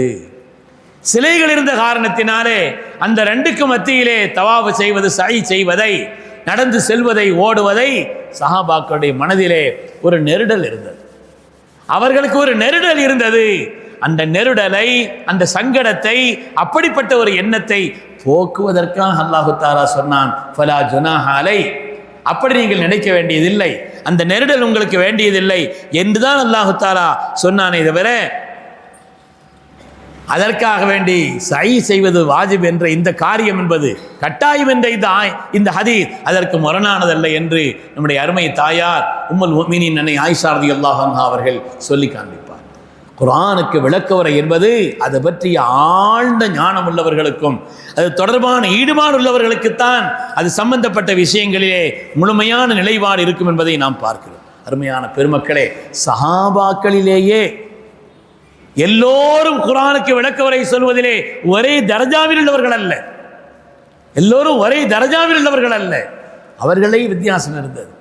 இதாஜா ரசூலுல்லாஹி வல் ஃபத்து என்ற ஆயத்து வந்த பொழுது சையதுனா அபூபக்கர் சித்தீக் ரலியல்லாஹு அவர்கள் அழுதாள் என்று பார்க்கிறோமே. ஹஜ்ரத் உமர் இப்னு கத்தாப் ரலியல்லாஹு ஒரு சபையில் இருந்தாங்க. அந்த சபையிலே சிறிய வயதுடைய ஹஜ்ரத் இப்னு அப்பாஸ் ரலியல்லாஹு அன்ஹுமா அவங்களும் இருந்தாங்க. ஓதப்பட்ட அந்த பாடத்திலே கூட வருகிறது. சையதுனா இப்னு அப்பாஸ் ரலியல்லாஹு அன்ஹுமா சின்ன வயசு புள்ள, ஹஜ்ரத் உமர் இப்னு கத்தாப் ரலியல்லாஹு அன்ஹு அவங்களையும் கூப்பிட்டு வச்சிருந்தாங்க. மற்ற பல பேர் நினைச்சாங்க, நமக்கு இது மாதிரி பிள்ளைங்க இருக்க தான் செய்கிறாங்க, இவங்களும் இந்த சபையில் கொண்டு உட்கார வைக்கப்பட்டிருக்கிறதே என்பது போல் எண்ணினார்கள். அந்த நேரத்தில் தான் ஹஜ்ரத் உமர் இப்னு கத்தாப் ரலியல்லாஹு அன்ஹு அவர்கள் இருக்கக்கூடிய மற்றவர்களிடத்தில் கேட்கிறார்கள். இந்த இதாஜா நஸ்ருல்லாஹி வல் ஃபத்ஹ் என்ற ஆயத்தினுடைய விரிவுரையை கேட்கிறார்கள். இதாஜா நஸ்ருல்லாஹி வல் ஃபத்ஹ் என்ற ஆயத்தினுடைய விரிவுரை அந்த இடத்தில் கேட்கிறார்கள். ஒருவரும் அந்த இடத்தில் ஒவ்வொரு கருத்தை சொல்கிறார்கள். ஒவ்வொருவரும் அந்த நேரத்திலே ஒவ்வொரு கருத்தை அந்த நேரத்தில் சொல்கிறார்கள். ஹஜ்ரத் சையதுனா உமர் இப்னு கத்தாப் ரலியல்லாஹு அன்ஹு அவர்கள் கேட்கின்ற நேரத்தில் ஒவ்வொருவரும் அந்த நேரத்திலே சில பேர் சொல்கிறார்கள் உமிர்னா நஹ்மதுல்லாஹ் வ நஸ்தக்ஃபிரு இதா நுஸிர்னா வ ஃபுத்திஹ அலைனா, நமக்கு வெற்றி வந்து சேருகின்ற நேரத்தில் இஸ்திக்ஃபார் செய்ய வேண்டும், அல்லாஹ்வை நாம் புகழ வேண்டும் என்று சொல்லப்பட்டிருக்கிறது என்று சொன்னாங்க. வ சகத பஅதுஹும் ஃபலம் யகுல் ஷையா, பலர் அமைதியாக இருந்தார்கள், விளக்கம் சொல்லல. இப்படி எல்லாம் இருக்கும் பொழுதுதான் ஹஜ்ரத் இப்னு அப்பாஸ் ரலியல்லாஹு அன்ஹுமா சொல்கிறார்கள், ஃபகால லீ, என்னிடத்தில் தர செய்து நாம் இருந்தான்னு கேட்கிறார்கள். கதாலிக்க தக்கூல் இப்னு அப்பாஸ் ரலியல்லாஹு அன்ஹுமா, இப்னு அப்பாஸ் அவர்களே, உங்களுடைய கருத்தும் உங்களுடைய விளக்க உரையும் இது சம்பந்தப்பட்டதில் என்ன என்று கேட்கும் பொழுது, அவங்க சொல்றது மாதிரியான்னு கேட்கும் பொழுது ஃபக்குல்துலா, இல்லைன்னு சொல்லிட்டான். அவங்க சொல்லக்கூடிய விளக்கமா, வெற்றியும் உதவியும் வருகின்ற பொழுது நாம் அல்லாஹ்வை புகழ வேண்டும், இஸ்திக்பார் செய்ய வேண்டும் என்பது மாத்திரம்தான் அதில் சொல்லப்பட்ட கருத்தா என்று கேட்கும் பொழுது இல்லைன்னு சொன்னான். ஹுமா தக்கூல், அப்படியானா உங்களுடைய அபிப்பிராயம் என்ன, கருத்து என்ன கேட்ட பொழுது, குல்துஹு அஜல் ரசூலில்லாஹி ஸல்லல்லாஹு அலைஹி வஸல்லம் அலமுஹு லஹு, நான் அதைத்தான் அங்கே விளங்குகிறேன். இங்கே ஸல்லல்லாஹு அலைஹி வஸல்லம் அஜலை சொல்லப்பட்டிருக்கிறது, உடைய வாழ்க்கையினுடைய இறுதி கட்டம் என்பதை இங்கே சொல்லப்பட்டிருக்கிறது. இதா ஜா நஸ்ருல்லாஹி வல் ஃபத்ஹு என்பது வதாலிக அலாமத்து அஜலி, அது ஸல்லல்லாஹு அலைஹி வஸல்லம் அஜலின் அடையாளம் என்று சொன்னார். அதனாலே ஃபஸப்பிஹ் பிஹம்தி ரப்பிக வஸ்தக்ஃபிர் இன்னஹு கான தவ்வாபா என்ற ஆயத்து வந்திருக்கிறது என்று சொன்ன பொழுது சய்யிதுனா உமர் இப்னு கத்தாப் ரலியல்லாஹு அன்ஹு சொன்னார்கள், மா அஅலமு மின்ஹா இல்லா மா தகூல், நீங்கள் என்ன அபிப்பிராயப்படுகிறீர்களோ அதைத்தான் நானும் அபிப்பிராயப்படுகிறேன் சொன்னார். குர்ஆனுக்கு விளக்க உரை சொல்லக்கூடிய விஷயத்திலேயே சஹாபிகள் எல்லோரும் ஒரே தரஜாவில் உள்ளவர்கள் அல்ல, அதிலேயே ஏற்றத்தாழ்வு இருக்கிறது, அதிலேயே வித்தியாசம் இருக்கிறது, உடைய அந்தஸ்திலே உயர்வுதாழ்வு இருக்கிறது என்பதை நமக்கு மார்க்கம் சொல்லி காண்பிக்கிறது. உண்மையானவர்களே, எனவே குர்ஆனுக்கு விளக்க உரை என்பது மகத்தானது. குர்ஆனுக்கு விளக்க உரை என்பது முதல் தரப்பின், குர்ஆனுக்கு விளக்க உரையினுடைய முதல் தரப்பு என்று சொன்னால் அது குர்ஆன் தான். குர்ஆன்ல ஒரு வார்த்தை வருது, அந்த வார்த்தைக்கு விரிவுரையாக வேறொரு வார்த்தை சொல்லப்பட்டிருக்கிறது என்று சொன்னால் அதுதான் குர்ஆனுக்கு ஆக சிறந்த விளக்கம். ஆக சிறந்த விளக்கம் நாம் எல்லாம் தினந்தோறும் ஓதக்கூடிய சூரத்துல் ஃபாத்திஹா, சிராத்தல் லதீன அன்அம்த அலைஹிம், ரப்பே நீ யாருக்கு அருள் புரிந்தாயோ அந்த நன்மக்களுடைய பாதை என்று அல்லாஹ் சொன்னானே. யாருக்கு அருள் புரிந்தான் என்பது அங்கே சொல்லப்படவில்லை, ஆனால் யாருக்கு ரப்பு அருள் புரிந்தானோ என்ற அந்த வார்த்தையினுடைய விரிவுரை குர்ஆனிலே வேறொரு இடத்துல வருகிறது. அன்அமல்லாஹு மினன் நபியீன், அன்அமல்லாஹு அலைஹிம் மினன் நபியீன வஸ்ஸித்தீகீன வஷ்ஷுஹதாஇ வஸ்ஸாலிஹீன் என்று அல்லாஹ் தஆலா யாருக்கு உபகாரம் செய்தான், நபிமார்கள், சித்தீகீன்கள், சுஹதாக்கள், சாலிஹீன்கள் என்று அல்லாஹ் தஆலா இந்த அன்அம்த அலைஹிம் என்பதனுடைய விளக்கமாக குர்ஆனை அதுக்கு விளக்க உரை சொன்னார். எனவே உலகத்திலேயே குர்ஆனுக்கு சிறந்த தஃப்சீர், குர்ஆனுக்கு சிறந்த விளக்கம் என்று சொன்னால் குர்ஆனிலே அது சொல்லப்பட்டிருந்தால் அதுதான் குர்ஆனுக்கு உண்டான தஃப்சீர்களிலேயே ஆக சிறந்த தஃப்சீர். குர்ஆனுக்கு உண்டான தஃப்சீர்களிலேயே ஆக சிறந்த தஃப்சீர். அது மாதிரி அதற்கடுத்த ஹதீஸினுடைய நிலையிலே ஸல்லல்லாஹு அலைஹி விளக்கம் சொல்லியிருக்கிறார்கள். வஅபுது ரப்பக ஹத்தா யஅதியக்கல் யகீன், யகீன் வர்றவரை அல்லாஹ் இபாதத் செய்யுங்க, யகீன் வர்றவரை அல்லாஹ் இபாதத் செய்யுங்க என்று சொன்னால் யகீன் என்பதற்குண்டான விளக்கத்தை கண்மணி முஹம்மது ரசூலுல்லாஹி ஸல்லல்லாஹு அலைஹி வஸல்லம் அவர்கள் மௌத்துன்னு சொல்லுவாங்க. அதனால யகீனா உறுதியின் அர்த்தம். எனக்கு உறுதி வர்ற வர நான் அல்லாஹ் வணங்கணும்னு சொன்னால் உறுதி வந்துருச்சுன்னா வணங்க வேண்டியது இல்லைங்கிற மாதிரி அர்த்தம் வந்துடும். இல்லை, அந்த யகீன் என்பதற்கு மௌத் என்ற அர்த்தம் சொல்லுவாங்க. ஆனால் இன்னைக்குள்ள நிலையில் இந்த ஆயத்துகள் எல்லாம் அதற்குண்டான தஃப்சீர்கள் என்ற பெயரால், அதற்குண்டான விளக்குரை என்ற பெயரால் எப்படிப்பட்ட கொடுமையான முறையில் மார்க்கத்தினுடைய அடிப்படைகளையே தகர்க்கக்கூடிய காரியங்கள் செய்யப்பட்டு கொண்டிருக்கிறது. ஒரு ஆள் தேர்தலில் போட்டி போட்டாராம் கேரளாவில். அவர் ஒரு மரஞ்சின்னம், அவருக்கு இன்னொரு ஆளுக்கு மான் சின்னம். மான் சின்னத்தில் போட்டி போட்டவர் சொன்னாராம், மரத்துக்கு ஓட்டு போடாதீங்க, நான் சொல்லல, ஒலா தக்கரபா ஹாதிஹி ஷஜரான்னு அல்லாஹ் சொல்கிறான் குர்ஆனில். எனவே நீங்கள் அதுக்கு ஓட்டு போடாதீங்க, குர்ஆனில் வந்து இருக்குதுன்னாராம். இப்படி ஆயாத்துகளை எல்லாம் தங்களுடைய அபிப்பிராயத்திற்காக வளைக்கக்கூடிய ஒரு நிலை, அதற்கு தஃப்சீர் என்ற பெயரால், தவீர் என்ற பெயரால் அடிப்படை இல்லாத காரியத்தை சொல்லக்கூடிய ஒரு காலகட்டத்தில் நாம் வாழ்கிறோம். குர்ஆனுக்கு ஆக சிறந்த தஃப்சீர் என்பது குர்ஆன் தான். அதற்கடுத்து குர்ஆனுக்கு ஆக சிறந்த தஃப்சீர் என்பது கண்மணி முஹம்மது ரசூலுல்லாஹி ஸல்லல்லாஹு அலைஹி வஸல்லம் திருமொழி, உன்னதமான ஒளி நிறைந்த அவருடைய அருள் வார்த்தைகள் தான் அதற்குண்டான சிறந்த தஃப்சீர். அதனால்தான் கண்ணதாத்தா தஃப்சீர் எழுதும் பொழுது உம்மத்தை எதிர்த்தது. பல பேர் தஃப்சீர் எழுதுவதற்கு பல காரியங்களிலே அவர்களுக்கு பல நூல்களிலே குறுக்கிட்டதை போல் குர்ஆனிலேயும் குறுக்கிட பார்த்தார், இங்கேயும் விளக்கவரை சொல்கிறேன் என்று பார்த்தார்கள். ஆனால் இந்த உம்மத் அதை ஏற்றுக்கொள்ளவில்லை. காரணம், அடிப்படைகளை தெரிந்திருந்த காரணத்தினால். அவர்கள் லுகத் ரீதியான சரியான ஒரு அர்த்தத்தை சொன்னாலும் கூட அதை சொல்வதற்குண்டான இந்த ஆற்றல்கள் எல்லாம் அவர்களுக்கு இல்லை என்ற காரணத்தினாலே உம்மத் அதை ஏற்கவில்லை, அதை நிராகரித்தது. கண்ணதாசன் கூட சொன்னார், என்னை மட்டும் தஃப்சீர் செய்வதற்கு அனுமதி அளித்திருந்தால் நான் நிறைய தத்துவங்களை சொல்லியிருப்பேன் என்று சொன்னார். வேண்டியதில்லை என்ற தத்துவம், எழுதுங்கள் வேறு பேரால், குர்ஆனுக்கு தஃப்சீர் என்ன பெயராலே இந்த தத்துவங்களை இந்த உம்மத் ஏற்றுக்கொள்ளாது, மார்க்கம் அதை ஏற்றுக்கொள்ளாது என்பதை உம்மத்தில் நிராகரித்து விட்டது. குர்ஆனுக்கு ஆக சிறந்த விளக்க உரை என்பது குர்ஆன் தான். அதற்கு அடுத்து குர்ஆனுடைய விளக்க உரைகளுக்கு சிறந்த ஒரு விளக்கம் என்பது ஹதீஸ். மூன்றாவதாக கண்ணியமிக்க சஹாபாக்கள்லையும் ஸல்லல்லாஹு அலைஹி வஸல்லம் இவங்களிடத்திலிருந்து நீங்கள் குர்ஆனை இஸ்தக்ரவுல் குர்ஆன மின் அர்பஅத்தின் என்று சொல்வார். இவங்க குர்ஆன் ஓதுனா அதை கேளுங்க, இவங்க விளக்க உரைகளை கேளுங்கள் என்று பல சஹாபாக்களை அல்லாஹ்வுடைய ரசூல் அவர்கள் நமக்கு அடையாளப்படுத்தி இருக்கிறார்கள். அதில் எல்லோரிலேயும் ரயீஸுல் முஃபஸ்ஸிரீன் சய்யிதுனா அப்துல்லாஹ் இப்னு அப்பாஸ் ரலியல்லாஹு அன்ஹு அருமையானவர்களே, அத்தீயுல்லாஹ் வ அத்தீயுர் ரசூல் வ உலில் அம்ரி மின்கும், அல்லாஹ்வுக்கு கட்டுப்படுங்கள், அல்லாஹ்வுடைய ரசூலுக்கு கட்டுப்படுங்கள், உலுல் அம்ருக்கு கட்டுப்படுங்கள் என்று மார்க்கம் சொல்கிறது. உலுல் அம்ர் என்றால் என்ன? சய்யிதுனா அப்துல்லாஹ் இப்னு அப்பாஸ் ரலியல்லாஹு அன்ஹு விளக்கம் சொல்வார்கள், உலுல் ஃபிக்ஹி வத்தீன் ஃபஅவுஜபல்லாஹு தாஅத்தஹும்.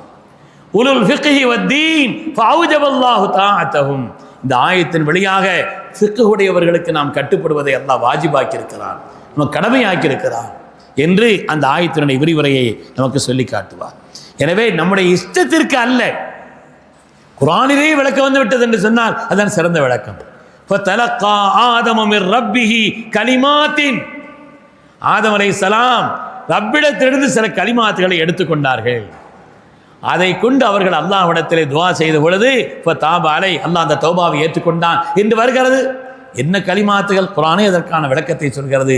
ரப்பனா லலம்னா அன்ஃபுஸனா வ இல்லம் தக்ஃபிர் லனா வ தர்ஹம்னா லனகூனன்ன மினல் காஸிரீன் என்ற ஒரு அதற்குண்டான அந்த சொற்கள் அதுதான் என்பதை பெருமக்கள் ஆயத்தை கொண்டு விளக்கம் சொல்வார். அருமையானவர்களே, எனவே குர்ஆனுடைய தஃப்சீர் என்பது, குர்ஆனுக்கு விளக்க உரை என்பது உன்னதமானது. அது சொல்லித் தந்திருக்கக்கூடிய அந்த விளக்க உரைகள் என்பது உன்னதமானது. இன்றைய பாடத்தினுடைய ஆரம்பத்திலே, இந்த 20வது ஜுஸுனுடைய இந்த தொடக்கத்திலே யா ஹஸ்ரத்தன் அலல் இபாத் என்ற வாசகத்தை கொண்டு தொடங்குகிறது. பெருமக்களே, யா ஹஸ்ரத்தன் அலல் இபாத், அடியார்களின் மீது கை சேதம் யாருக்குன்னு சொன்னால் யார் பரிகாசம் செய்கிறார்களோ. பொதுவாக ஆயத்தினுடைய வார்த்தைகளுக்கு உண்டான தஃப்சீர்கள் வந்திருக்கிறது இதில் என்று சொன்னாலும் கூட, இன்னைக்கு உள்ள காலகட்டத்தில் நாம் பெற்றிருக்கக்கூடிய கல்வியின் காரணத்தினால், அழகின் காரணத்தினால், ஆற்றலின் காரணத்தினால், திறமைகளின் காரணத்தினால், அல்லது நம்மிடத்தில் மற்றவர்களை விட சில கூடுதலான ஏதாவது நல் வாய்ப்புகள் இருக்கிற காரணத்தினாலே மற்றவர்களை மட்டமாக நினைத்தால், கேலியாக நினைத்தால், பரிகாசமாக நினைத்தால் அதனுடைய ஆபத்து என்பதும் அதனுடைய கெட்ட விளைவுகள் என்பதும் அதனுடைய நஷ்டம் என்பதும் யாரை பார்த்தவர் கேலியாக நினைக்கிறாரோ அவர் உண்மையிலே பரிகாசத்திற்குரியவர் அல்ல. பரிகாசத்திற்குரியவரும் அதற்குண்டான தண்டனைக்குரியவரும் பாவப்பட்டவரும் யார் செய்கிறாரோ அவர்தான் என்று இந்த ஆயத்தை சொல்லி காண்பிக்கும். நம்முடைய வாழ்க்கையில் அல்லாஹ் சொன்னது மாதிரி, லா யஸ்கர் கௌமும் மின் கௌமின் அஸா அன் யகூனு கைரம் மின்ஹும் வலா நிஸாஉம் மின் நிஸாஇன் அஸா அன் யகுன்ன கைரம் மின்ஹும். அல்லாஹ் சொல்லுவான், யாரையும் பரிகாசமாக நினைக்கக்கூடாது, யாரையும் மட்டமாக லேசாக நினைக்கக்கூடாது என்பதை குர்ஆன் ஷரீஃப் நமக்கு சொல்லி காண்பிக்கிறது. வைலுல் லிகுல்லி ஹுமஸத்தில் லுமஸா, வைலுல் லிகுல்லி ஹுமஸத்தில் லுமஸா. பொதுவாக இந்த ஹுமஸா லுமஸா என்பதற்கு புறங்கோரி புறம் சொல்லி திரிவது, புறம் பேசி திரிபவர்கள் என்று இருந்தாலும் கூட அதிலையும் இன்னும் விளக்கமான ஒரு நிலையிலே முகத்துக்கு நேரையும் முதுகுக்கு பின்னாலும் வெளிப்படையாகவும் சாடையாகவும் சொல்லப்படக்கூடிய எல்லாவற்றையும் இது எடுத்துக்கொள்ளும் என்று முஃபஸ்ஸிரீன்கள் சொல்வார். முகத்துக்கு நேரானாலும் சரி, முகத்துக்கு பின்னாலானாலும் சரி, சாடையாக இருந்தாலும் சரி, அது மாதிரி அந்த இடத்திலே நேரடியாக சொன்னாலும் சரி, அவரை குறை பேசுகின்ற எல்லாவற்றையும் இந்த வயல் என்ற வார்த்தை எடுத்துக்கொள்ளும். வயல் என்பது சாதாரணமானதா? நரகவாசிகளுடைய கீழ் தட்டிலே வாந்தியும் சீல் சலமும் நிரம்பி ஓடக்கூடிய ஒரு ஓடை என்று அதற்குண்டான தஃசீர் வந்திருக்கிறது அல்லவா? அருமையானவர்கள், அல்வாதி யசீலு மின் சதீரியாகலின்னார் கைஹிம், நரகவாசிகளுடைய சீல் சலங்கள் என்று வருகிறது. நரகவாசிகளுடைய சீல் சலம் அது அப்படிப்பட்ட கொடுமையான அந்த நரகம் இவர்களுக்கு என்று குர்ஆன் சொல்கிறது. யார் மற்றவர்களை புறம்பேசி திரிகிறார்களோ, கேலி செய்கிறார்களோ, மட்டமாக நினைக்கிறார்களோ, லேசாக கருதுகிறார்களோ, மற்றவர்களை பரிகாசமாக செய்கிறார். உலகத்தில் வந்த நபிமார்கள் எல்லோரும் பரிகாசம் செய்யப்பட்டார். மா யதீஹிம் ரசூலின் இல்லா கானு பிஹி யஸ்தஹ்சிஊன். உலகத்தில் வந்த எல்லா நபிமார்களும் பரிகாசம் செய்யப்பட்டார். பரிகாசம் செய்வர்களை பற்றி அல்லாஹ் தஆலா சொல்கிறான், யார் பரிகாசம் செய்கிறார்களோ அவர்கள் தீயவர்கள் என்பது மாத்திரமல்ல, அவர்கள் ஜாஹிலீன்கள் என்று அல்லாஹ் சொல்கிறார். பரிகாசம் செய்பவர்கள் மடையர்கள், இதனால் வரக்கூடிய ஆபத்து தனக்குத்தான் என்று உணராதவர்கள். ஒரு ஆளை பார்த்து பரிகாசம் செய்கிறோம், மட்டமாக நினைக்கிறோம், லேசாக நினைக்கிறோம் என்று சொன்னால் அதனுடைய விளைவினுடைய பாதிப்பு தனக்குத்தான் என்பதை விளங்காத ஜாஹில் என்று குர்ஆன் சொல்கிறார். அல்லாஹ் தஆலா இன்னொரு விஷயத்தையும் சொல்கிறான், அஸா யகூனு கைரம் மின்ஹும். நீங்கள் நினச்சிட்டு இருக்கிறீங்க உங்களுடைய பார்வையில் அவர் மட்டமான ஆள், சாதாரணமான ஆள் நினைக்கிறீங்க. ஆனால் அஸா யகூனு கைரம் மின்ஹும், அவர் உங்களை விட கைரானவராக இருக்கலாம். இந்த ஒரு விஷயம் நம்ம வாசகத்தில் இருந்தால், கவனத்தில் இருந்தால் போது யாரையும் மட்டமாக நினைக்க மாட்டோம். உங்களை விட அவர் கைரானவராக இருக்கலாம். அல்லாஹ்விடத்திலே யாரை நீங்கள் பரிகாசம் செய்கிறீர்களோ, யாரை பரிகாசம் செய்கிறீர்களோ அவர் உங்களை விட கைரானவராக இருக்கலாம் என்பது மாத்திரமல்ல, உங்களை விட சிறந்தவராக அவர் ஆகிவிடலாம். அஸா யகூனு கைரம் என்று சொன்னால் பரிகாசம் செய்கிற காரணத்தினாலே அல்லாஹ் உங்களை மட்டமாக்கி அவரை அல்லாஹ் கைராக ஆக்கி விடுவான் என்பதை பார்க்க. நடைமுறையில் கூட எத்தனையோ விஷயங்கள், நடைமுறையிலே கூட எனக்கு தெரிந்த ஒரு 2 பேர் துபையில் இருந்தாங்க. ஒரு ஆள் இன்னொரு ஆளை எப்போவுமே மட்டமாகவே பேசிக்கிட்டு இருப்பாங்க. கொஞ்சம் வசதி கூடின ஆள் இவர், அவர் கொஞ்சம் வசதி குறைஞ்சால். ஆனால் என்ன நிலை வந்தது என்று சொன்னால், யாரை பார்த்து மட்டமாக பேசினாரோ, நினைத்தாரோ, அவரை கேலியாக நினைத்தாரோ, தன்னை விட வசதி குறைவானவர் என்று கருதி அவர் அலட்சியமாக பேசினாரோ, இவரை அல்லாஹு தஆலா யாரை பார்த்து பேசினார் அவரை விட வசதியானவரை ஆக்கி இவர் அந்த நாட்டுக்குள்ளேயே நுழைய முடியாத அளவுக்கு அல்லாக்கி விட்டார். இவர் அந்த நாட்டுக்குள்ளேயே நுழைய முடியாது. நீங்கள் யாரையாவது கற்பனைலாம் செய்து கொள்ளக்கூடாது. நம்ம ஊரில் நம்ம தொடர்புள்ள ஆட்களும் இல்லை, இது சம்பந்தம் இல்லாத வேற ஒரு ஊரில் உள்ள செய்தியை நான் சொல்கிறேன். அருமையானவர்களே, அதனாலே யாரையும் மட்டமாக கருதவோ, லேசாக நினைக்கவோ, பரிகாசம் செய்யவோ மார்க்கம் அதை அனுமதிக்கவில்லை. யார் அப்படி பரிகாசம் செய்கிறார்களோ அவர்களை அல்லாஹ் பரிகசிக்கிறான் என்று சொன்னால் அவர்களை அல்லாஹ் மட்டமாக ஆக்குகிறான், அல்லாஹ் அவர்களை லேசாக ஆக்குகிறான் என்பதுதான் குர்ஆன் ஷரீஃப் நமக்கு சொல்லித்தரக்கூடிய ஒரு செய்தி. எனவே எல்லா காலகட்டத்திலேயும் இந்த பரிகாசத்தினுடைய, மற்றவர்களை நாம் பரிகசிக்கக்கூடிய இந்த தன்மையிலிருந்து நாம் விலகி இருக்க வேண்டும் என்பதை மார்க்கம் நமக்கு தெளிவுபடுத்தி சொல்லி காண்பிக்கிறது. ஒரு செய்தி மூசா அலைஹிஸ்ஸலாம் சொன்னார்கள், அஊது பில்லாஹி அன் அகூன மினல் ஜாஹிலீன். நீங்கள் பரிகாசம் பண்ணுறீங்களான்னு கேட்கும் பொழுது நான் ஜாஹில் அல்லன்னு சொன்னாங்க. நான் ஜாஹில் அல்ல. அப்படியானால் பரிகாசம் செய்பவர் ஜாஹில் என்பதை மார்க்கம் நமக்கு உணர்த்தி காண்பிக்கிறது. அருமையான பெருமக்களே, அதனாலே எந்த காலகட்டத்திலும் யாரையும் மட்டமாக நினைக்கக்கூடிய ஒரு நிலை என்பது ஆபத்தானது என்று பெருமக்கள் சொல்வார், ஆபத்தானது என்று சொல்லி காட்டுவார். இது சாதாரணமாக எல்லோரையும் லேசு காணக்கூடிய, மட்டமாக கருதக்கூடிய, அவர்களை பரிகசிக்கக்கூடிய அவருடைய தரம் என்ன என்பதெல்லாம் தெரியாமல் பரிகாசம் செய்யக்கூடிய நிலை என்பது மிகுந்து போய்விட்ட ஒரு காலகட்டத்தில் நாம் வாழ்கிறோம். எனவே யாரையும் பரிகாசம் செய்தால் அதனுடைய கெட்ட விளைவுகள் நமக்குத்தான் என்பதை உணர வேண்டும். அப்படி உணர்ந்தால் நாம் யாரையும் பரிகாசம் செய்ய மாட்டோம், மட்டமாக நினைக்க மாட்டோம். ஒருவேளை அல்லாஹு தஆலா நம்மை விட அவர்களை கைரானவர்களாக கூட ஆக்கி வைத்து விடலாம் என்று மார்க்கம் நமக்கு சொல்லி காண்பிக்கிறது. அருமையான பெருமக்களே, அந்த அடிப்படையிலே குர்ஆன் ஷரீஃபினுடைய தொடக்கமாக அல்லாஹு தஆலா இன்று ஓதப்பட்ட அந்த பாடத்தினுடைய தொடக்கமாக வருகிறது, யா ஹஸ்ரத்தன் அலல் இபாத், அடியார்களின் மீது கை சேதம். யார் மற்றவர்களை பரிகாசம் செய்கிறார்களோ அவர்களுக்கு கை சேதம்தான். அந்த பரிகாசத்தினுடைய விளைவை இவர்கள்தான் சந்திப்பார்கள் என்பதை அல்லாஹு தஆலா அந்த ஆயத்திலே உணர்த்தி காண்பிக்கிறான். எனவே அது சம்பந்தப்பட்ட விஷயங்களில் கவனம் நமக்கு தேவை. அது மாதிரி குர்ஆன் ஷரீஃபை எல்லாரும் வெறும் அர்த்தத்தை விட்டு வச்சு விளங்க முடியாது. இன்றைக்குள்ள காலகட்டத்தில் குர்ஆன் என்று கையில் கொடுக்குறாங்க, அதனுடைய மொழிபெயர்ப்புகளை பார்த்தாலே, வெறும் லொகத் அர்த்தத்தை பார்த்து விட்டாலே குர்ஆனுக்கு விளக்கவரை செய்ததை போல ஒரு எண்ணத்தை வைத்திருக்கிறார். மார்க்கத்தை பொறுத்தவரையிலே எல்லோராலும் அதை எப்படி விளங்கி இயலாது. அது சம்பந்தப்பட்ட ஆற்றல் உள்ளவர்கள் தான். குர்ஆன் ஷரீஃபிலே அல்லாஹு தஆலா வஹுவல்லதி அன்ஷா ஜன்னாத்தின் மஅரூஷாத்தின் வகைர மஅரூஷாத்தின் வன்னக்ல வஸரஅ முக்தலிஃபன் அல்வானுஹு வஸ்ஸைத்தூன் வர்ருமான் முஸ்தபிஹன் வகைர முத்தஷாபி. அல்லாஹ் சொல்வான், அந்த ஆயத்தினுடைய தொடரிலே அல்லாஹ் சொல்றான், விளைச்சல் விளைஞ்சிச்சுன்னா சாப்பிடுங்க, அதுக்குண்டான ஜக்காத்தை கொடுத்துருங்க. ரெண்டும் ஏவல் வினை ரெண்டும் ஒரே ஆயத்தில் வருது.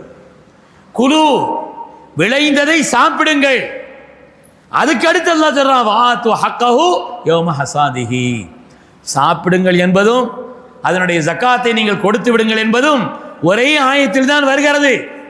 ஆனால் அந்த ஆயத்திலே முதல் ஏவல் வினையினுடைய சட்டம் என்ன, இரண்டாவது ஏவல் வினையினுடைய சட்டம் என்ன, ரெண்டுமே கண்டிப்பானதா, கண்டிப்பாக செய்து ஆகணுமா? ஏவல் வினை என்பது 16 அர்த்தங்களுக்கு வரும் என்று சொல்வார் சித்தத்தியாசரமான 16 அர்த்தங்களுக்கு வரும். எல்லா ஏவல் வினையும் ஒரே தரத்தில் வைக்க முடியாது. அகீமுஸ் ஸலா, தொழுகுங்கள், ஏவல் வினை தான். கடன் கொடுத்தால் எழுதி வையுங்கள், ஏவல் வினை தான். ரெண்டும் ஒரே தரத்தில் உள்ளதல்ல. அது மாதிரி நீங்கள் விளைஞ்சால் விளைச்ச பொருளிலிருந்து சாப்பிடுங்கள், ஜக்காத்தை கொடுங்கள், ரெண்டும் ஒரே தரத்தில் உள்ளதல்ல, ரெண்டும் ஒரே தரத்தில் உள்ளதல்ல அருமையானவர்களே. அதனாலே அந்த ஆயத்தினுடைய அந்த இடத்தில் வரக்கூடிய கருத்து என்ன என்பதை அது சம்பந்தப்பட்ட வல்லுநர்கள் விளக்கம் சொல்வதை கொண்டுதான் விளங்க முடியுமே, அல்லாது நாம அந்த ஆயத்திற்குண்டான விளக்க உரையை செய்வதென்பது அது நம்மை கொண்டு போய் தவறான ஒரு இடத்தில் நரகத்தில் கொண்டு போய் சேர்த்துவிடும் என்பதை பெருமக்கள் நமக்கு சொல்வார். ஏராளமான தஃசீர்கள், குர்ஆனுக்கு விளக்க உரை என்பது கொஞ்சம் நஞ்சமல்ல, ஏராளமான தஃசீர்கள் அது சம்பந்தப்பட்ட விஷயங்களில் வந்திருக்கிறது. அதிலே பல் துறையிலே சில பேர் லுகத்து சம்பந்தப்பட்ட ஆய்விலே சில தஃசீர் எழுதியிருக்கிறார். சில பலாகத்திலே தேர்ந்தவர்கள் அந்த துறை சம்பந்தப்பட்ட அந்த ஆயத்தை அந்த கண்ணோட்டத்தில் விரிவுரை எழுதியிருக்கிறார்கள்.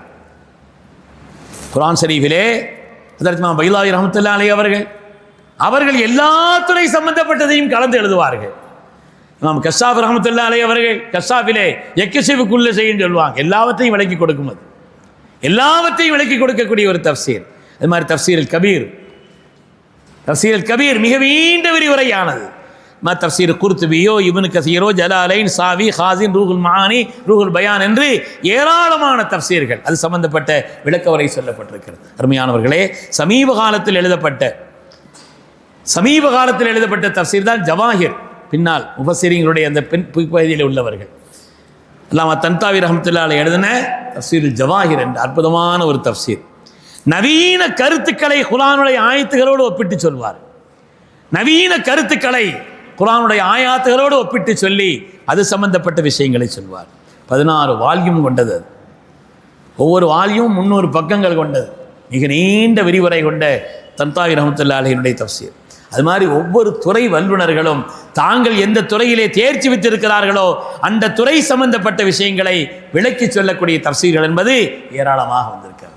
சில பேர் ஆரிஃபீன்கள், ஞானவான்கள், அவங்களுடைய பார்வையிலே சில விதமான விளக்கங்களை கண்ணோட்டத்தில் அவர்கள் சொல்வார். எந்த விளக்கம் சொன்னாலும் அடிப்படை தவறாமல் இருக்க வேண்டும்.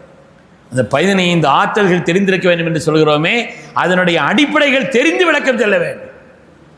நம்ம ஷாதில் நாயகம் சொல்லுவோம், ஒமா தில்க பி யமீனிக யா மூசா. மூசா அலைஹிஸ்ஸலாம் பார்த்து அல்லாஹ் தஆலா கேட்டான், உன் கையில் என்ன வச்சிருக்கிறீங்கன்னு கேட்டான். மூசா அலைஹிஸ்ஸலாமை பார்த்து ஒமா தில்க பி யமீனிக யா மூசா قال هي عصا. ஏன் அசான்னு சொன்னாங்க? ஏன் அசா அத்தவக்கவு அலைஹா வாஹுஸ் பிஹா அலா கனமி ஒலி ஃபீஹா மாரிபு உஹ்ரா. ரப்பிடத்தில் உரையாடுகிறோம் என்ற அந்த ஆசையில தேட்டத்தில் கலீமுல்லாஹி மூசா அலைஹிஸ்ஸலாம் நிறைய பேசிக்கிட்டே இருந்தாங்க. நான் இதை கொண்டு சாஞ்சு உட்காருவேன், இதை கொண்டு இலைகளை பறித்து போடுவேன், இதை கொண்டு வேறு வேலைகள்லாம் இருக்குது என்றெல்லாம் அதுக்கு விளக்கம் சொல்லுவாங்க. அதுக்குண்டான பதிலை சொல்வார். ஹஜ்ரத் இமாம் ஷாதில் நாயகம் சொல்லுவாங்க, உமாத்தில்க்கு அல்லாஹு ஹாலிக்கும் மஹ்லூக்கும் ஒரு இடத்துல உரையாடினதுங்கிறது குர்ஆனில் இந்த இடத்துல மட்டும்தான். அல்லாஹும் அடியாரும் பேசியது. சாதாரணவனும் பேச்சா இருக்க முடியுமா? உலகத்தில் அந்த தரத்திலே உயர்ந்தவர்கள் அவங்க பேசுகிற அந்த தரத்திற்கேற்ப பேச்சினுடைய தரமும் இருக்கும் அல்லவா? ஒரு இடத்துல ஹாலிக் மஹ்லூக் 2 பேரும் நேரடி உரையாடல். இப்போ அல்லாஹ் கேட்குறான், உன் கையில் என்ன இருக்குன்னு கேட்குறான். இவங்க என்னுடைய அசான்னு சொன்னாங்க. இதுதான் உரையாடலா? உரையாடலுடைய உச்சம் இதுதானா? ஒரு ஹாலிக் மஹ்லூக் இடத்தில் கேட்பதும் இவர்கள் இப்படி பதில் சொல்வதும் இதுதான் உச்சத்தினுடைய நிலையா? அல்லாஹ்வும் அடியானும் பேசக்கூடிய அந்த நிலையிலே இது அவ்வளோ உயர்ந்த இங்கே என்ன இருக்குதுன்னு கேட்டால் கம்புன்னு சொன்னாங்க. இதான் பேச்சு. இமாம் ஷாதில் நாயகம் சொல்லுவாங்க, அதை கம்புன்னு அர்த்தம் சொல்லக்கூடாது. உலகத்திலே மஹ்லூக்காத்துகளுடைய மனோநிலை எதுவோ அதைத்தான் மூசா அலைஹிஸ்ஸலாம் பிரதிபலித்திருக்கிறார். மஹ்லூக்காத்துகளுடைய மொத்த நிலை நம்ம என்ன சொல்கிறோம்? இதை கேட்டால் இது ஏன் வீடுங்கிறோம், ஏன் வாகனங்கிறோம், இது என்னுடைய சேர்த்து சொல்கிறோம் இல்லையா? அங்கே குடியிருக்கக்கூடிய பள்ளி சொல்லுது, அது ஏன் வீடுன்னு அது சொல்லிக்கிட்டு இருக்குது. ஒவ்வொன்றும் தன்னுடைய இதுங்குது. ஆனால் நாம் மாதிரி அசாயன துன்யாயன்னு அர்த்தம். இந்த அசாயன வெறும் அசான் அர்த்தம் அல்ல, பொதுவாக மக்லூகாத்துகளுடைய நிலை. மக்லூகாத்துகளை பொறுத்தவரையில் இது என்னன்னு கேட்டால் அசான்னா முடிஞ்சு போச்சு. ஆனால் அசான்னு சொல்லல, அசாயன்னு சொன்னாங்க. இது மக்லூகாத்துகளுடைய மனோநிலையை காட்டுகிறது. இதை கொண்டு அது நடக்கும், இதை கொண்டு இப்படி ஆகும், இதை கொண்டு இப்படி நடக்கும் என்று மக்லூகாத்துகளுடைய இந்த மனோநிலையை போலவே தான் அல்லாஹ் சொன்னா. அப்படியா, கீழே போடுங்க, கீழே போடுங்க, என்ன ஆகுதுன்னு பாருங்க. கீழே போட்டாங்க, பாம்பாயிடுச்சு. நீங்க நினைச்சிட்டு இருந்தீங்க இதை கொண்டு இதாகும், அப்படி ஆகும், இப்படி ஆகும்னு. நீங்க இதை கொண்டு இப்படி எல்லாம் செய்யலாம், இதை கொண்டு இன்ன மாற்றங்களை உண்டாக்கலாம் என்று நினைக்கிறீர்கள். இதை கொண்டு இன்ன பயன்பாடுகள் எல்லாம் ரப்பு நாடினால் பயன் தரக்கூடிய, உபயோகமாகக்கூடிய அதே பொருளையே உங்களுக்கு இடையூறு அளிக்கக்கூடியதாக மாற்ற முடியும் அல்லாஹ்வினால். எனவே மக்லூகாத்துகளுடைய நிலையை மூசா அலைஹிஸ்ஸலாம் பிரதிபலித்து காட்டினார்கள். அல்லாஹ் தஆலா காலிகாக இருக்கக்கூடிய அல்லாஹ் தன்னுடைய நிலையை சொல்லி காண்பித்தான். எது பயன்பாடு என்றும் என்னுடையது என்று உரிமை கொண்டாடுகிறீர்கள், இன்னென்ன பயன்பாடு என்று சொல்கிறீர்கள், என்னென்ன பயன்பாடு என்று நீங்கள் சொல்கிறீர்களோ அந்த பயன்பாடுகளுக்கு மாற்றமாக உங்களுக்கு இடையூறாக கூட மாறலாம் என்பதைத்தான் அல்லாஹு தஆலா அங்கே உணர்த்தி காண்பித்தான் அந்த ஆயத்தின் வழியாக என்று இமாம் ஷாதி நாயகம் அவர்கள் அதற்குண்டான விளக்கத்தை நமக்கு சொல்லி காண்பிப்பார். அருமையானவர்களே, எனவே குர்ஆனுடைய விளக்கவுரை என்பது மகத்தானது. இன்று ஓதப்பட்ட இந்த பகுதியிலே கூட வந்தது, இன்ன மஅல் உஸ்ரி யுஸ்ரன் ஃபஇன்ன மஅல் உஸ்ரி யுஸ்ரா. வாழ்க்கையிலே சோதனைகளை, உலகம் சோதனை உலகம்தான். வீட்டுக்கு வீடு வாசப்படி, எல்லா வீட்லேயும் வாசப்படி இருக்க தான் செய்யும். படி அளவு என்ன வித்தியாசமாக இருக்கும். நல்லா இருக்கிறீங்களான்னு கேட்டால் எல்லோரும் என்ன சொல்ல, நல்லா இருக்கிறேன், ஆனால் ஒரு ஆனால் வரும் பின்னால். அந்த ஆனாலுக்கு பின்னால் பல சரித்திரங்கள் இருக்கும். அது அளவு கொஞ்சம் கூட இருக்கும், குறைய இருக்கும். ஆனால் இல்லாமல் யாரும் இருக்காது பெரும்பாலும். பெருமக்களே, இந்த உலகம் சோதனை உலகம்தான், சோதனை உலகம்தான். அதனால் தானே மனித புனிதராம் நமது உயிரினும் மேலான கண்மணி முஹம்மது ரசூலுல்லாஹி ஸல்லல்லாஹு அலைஹி வஸல்லம் தங்களுடைய வாழ்நாளிலேயே தாங்கள் பெற்றெடுத்த தங்களுடைய மக்களிலே 6 பேரை தங்களுக்கு முன்னால் அவர்கள் வஃபாத்தானதை பார்க்கவில்லையா? இதை விட என்ன சோதனை துன்யால ஒரு மனிதனுக்கு கொடுத்து விட இயலும்? நம்முடைய பிள்ளைகள், நாம் பெற்றெடுத்த மக்கள் நம் கண் முன்னால் அவர்கள் மரணமாகுவது என்பது நினைத்து பார்க்கக்கூடிய ஒரு சோதனையா? ஆனால் அல்லாஹு தஆலா சோதனையை கொடுத்து சோதிக்கிறான். சோதனையில் வெற்றி பெற்றால் பாத்தம்மஹுன் கால இன்னி ஜாயிலுக்கு லின்னாசி இமாமா. சோதனையில் வெற்றி பெறும் பொழுதுதான் அவர்களை இமாமாக அல்லாஹ் ஆக்குகிறான். சோதனையில் வெற்றி பெறும் பொழுதுதான் அல்லாஹு தஆலா அவர்களை உன்னதமான ஒரு நிலையில் ஆக்குகிறார். சோதனை கண்டு துவண்டு விடக்கூடாது வாழ்க்கையில். அதிலே ஒரு மூமினை பொறுத்தவரை பொதுவாக மூமின்கள் துவண்டு விட மாட்டார்கள். உலகத்தில் அதிகமாக தற்கொலை நடக்கிறது. தற்கொலை யார் செய்கிறாங்கன்னா முஸ்லீம்கள்கிட்ட பெரும்பாலும் இல்லை. எங்காவது ஒரு சதவீதம் இருக்குமே, அல்லாது பெரும்பாலான சதவீதம் நமக்கு அல்லாஹ் போதுமானவன் சொல்லிட்டு இருந்துருவோம். ஒரு காரியம் நடந்துச்சுன்னா அதனுடைய ரகசியத்தை, அதனுடைய நுட்பத்தை, அதனுடைய நன்மை தீமைகளை அல்லாஹ் அறிந்தவன். எதுக்காக இப்படி நடந்துச்சுன்னு தெரியல. பல நேரங்களில் நமக்கெல்லாம் அதிர்ச்சி தரக்கூடிய பல்வேறு விதமான நிகழ்வுகள் நடக்கிறது. அந்த நேரத்திலே அந்த சோதனைகளாக அல்லாஹ் குர்ஆனிலே கேட்கிறான், ஹஸிபன்னா ஸய்யித்ரகு அன் யகூலு ஆமன்னா வஹும் லா யுஃப்தனூன். ஆமன்னா என்று சொன்ன காரணத்தினாலே எந்த சோதனையும் வரக்கூடாது என்று நினைத்து கொண்டீர்களா? ஆமன்னா நாங்கள் ஈமான் கொண்டோம், நாங்கள் எல்லாம் முஸ்லிம்கள், மோமீன்கள், அல்லாஹ் ரசூலை நம்பியவர்கள் என்ற காரணத்தினாலே எந்த சோதனையும் வரக்கூடாதுன்னு நினைச்சுக்கிட்டீங்களா? சோதனை வரத்தான் செய்யும். சோதனையின் உலகம்தான் இது. லியப்லுவக்கும் அய்யுக்கும் அஹ்ஸனு அமலா. உங்களில் அஹ்ஸனான அமலை யார் செய்கிறார்கள் என்று பார்ப்பதற்காக, சோதிப்பதற்காக அல்லாஹு தஆலா இந்த துன்யாவை படைச்சதனுடைய நோக்கமே அதுதான் என்று சொல்கிறார். இந்த ஓதப்பட்ட ஆயத்திலே இன்னும் யார் சோதிக்கப்படுகிறார்களோ, ஏதாவது கஷ்டத்தில் இருக்கிறார்களோ, யார் சிரமத்தில் இருக்கிறார்களோ அவர்களுக்கு இந்த ஆயத் ஒரு சோபனம் என்று சொல்வார். அவர்களுக்கு இந்த ஆயத் ஒரு சோபனம். ஏதாவது சோதனை இருந்தால் பெருமக்களே அந்த நேரத்தில் இந்த ஆயத்தை நினைத்து பார்க்க வேண்டும் என்று சொல்வார். பொதுவாக நாம் அல்லாஹ்வின்பால் சாட்டி விடுவோம். இதனுடைய கைர் ரகசியங்களை எல்லாம் அல்லாஹ் அறிந்திருக்கிறான். அதனால் முஸ்லிம்களை பொறுத்தவரையிலே தற்கொலை என்பது தீர்வு அல்ல. அது செய்தாச்சுன்னா தீர்வாயிருமா? அது தீர்வல்ல. அந்த நேரத்தில் மனதை திடப்படுத்தி கொண்டு நிச்சயமா அல்லாஹ்வுடைய உதவி நமக்கு வரும் என்று நம்பக்கூடியவன் தான் சிறந்த முஸ்லிம் என்பதை பெருமக்கள் சொல்வார். அல்லாஹ் குர்ஆனிலே சொல்கிறான், இன்ன மஅல் உஸ்ரி யுஸ்ரா. அல் உஸ்ரில் அலிஃப் வந்திருக்குது, யுஸ்ரில் அலிஃப் இல்லை. நஹ்வீன்கள் நிறைந்த பகுதி, அதனுடைய நுட்பங்கள் என்னங்கிறது தெரியும். இது ஒரு கஷ்டம்தான், ஆனால் பலவிதமான நன்மைகளை அல்லாஹ் அதிலே தருகிறான். ஒரு கஷ்டம்தான், குறிப்பிட்ட கஷ்டம்தான், குறிப்பிட்ட சோதனை தான்.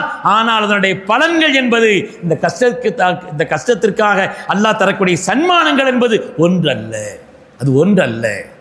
அல்லாஹ் தஆலா அதை பன்மடங்காக தருகிறான் என்று சொல்வார். மஅதாலிகல் உஸ்ரி யுஸ்ரன் ஆகர்.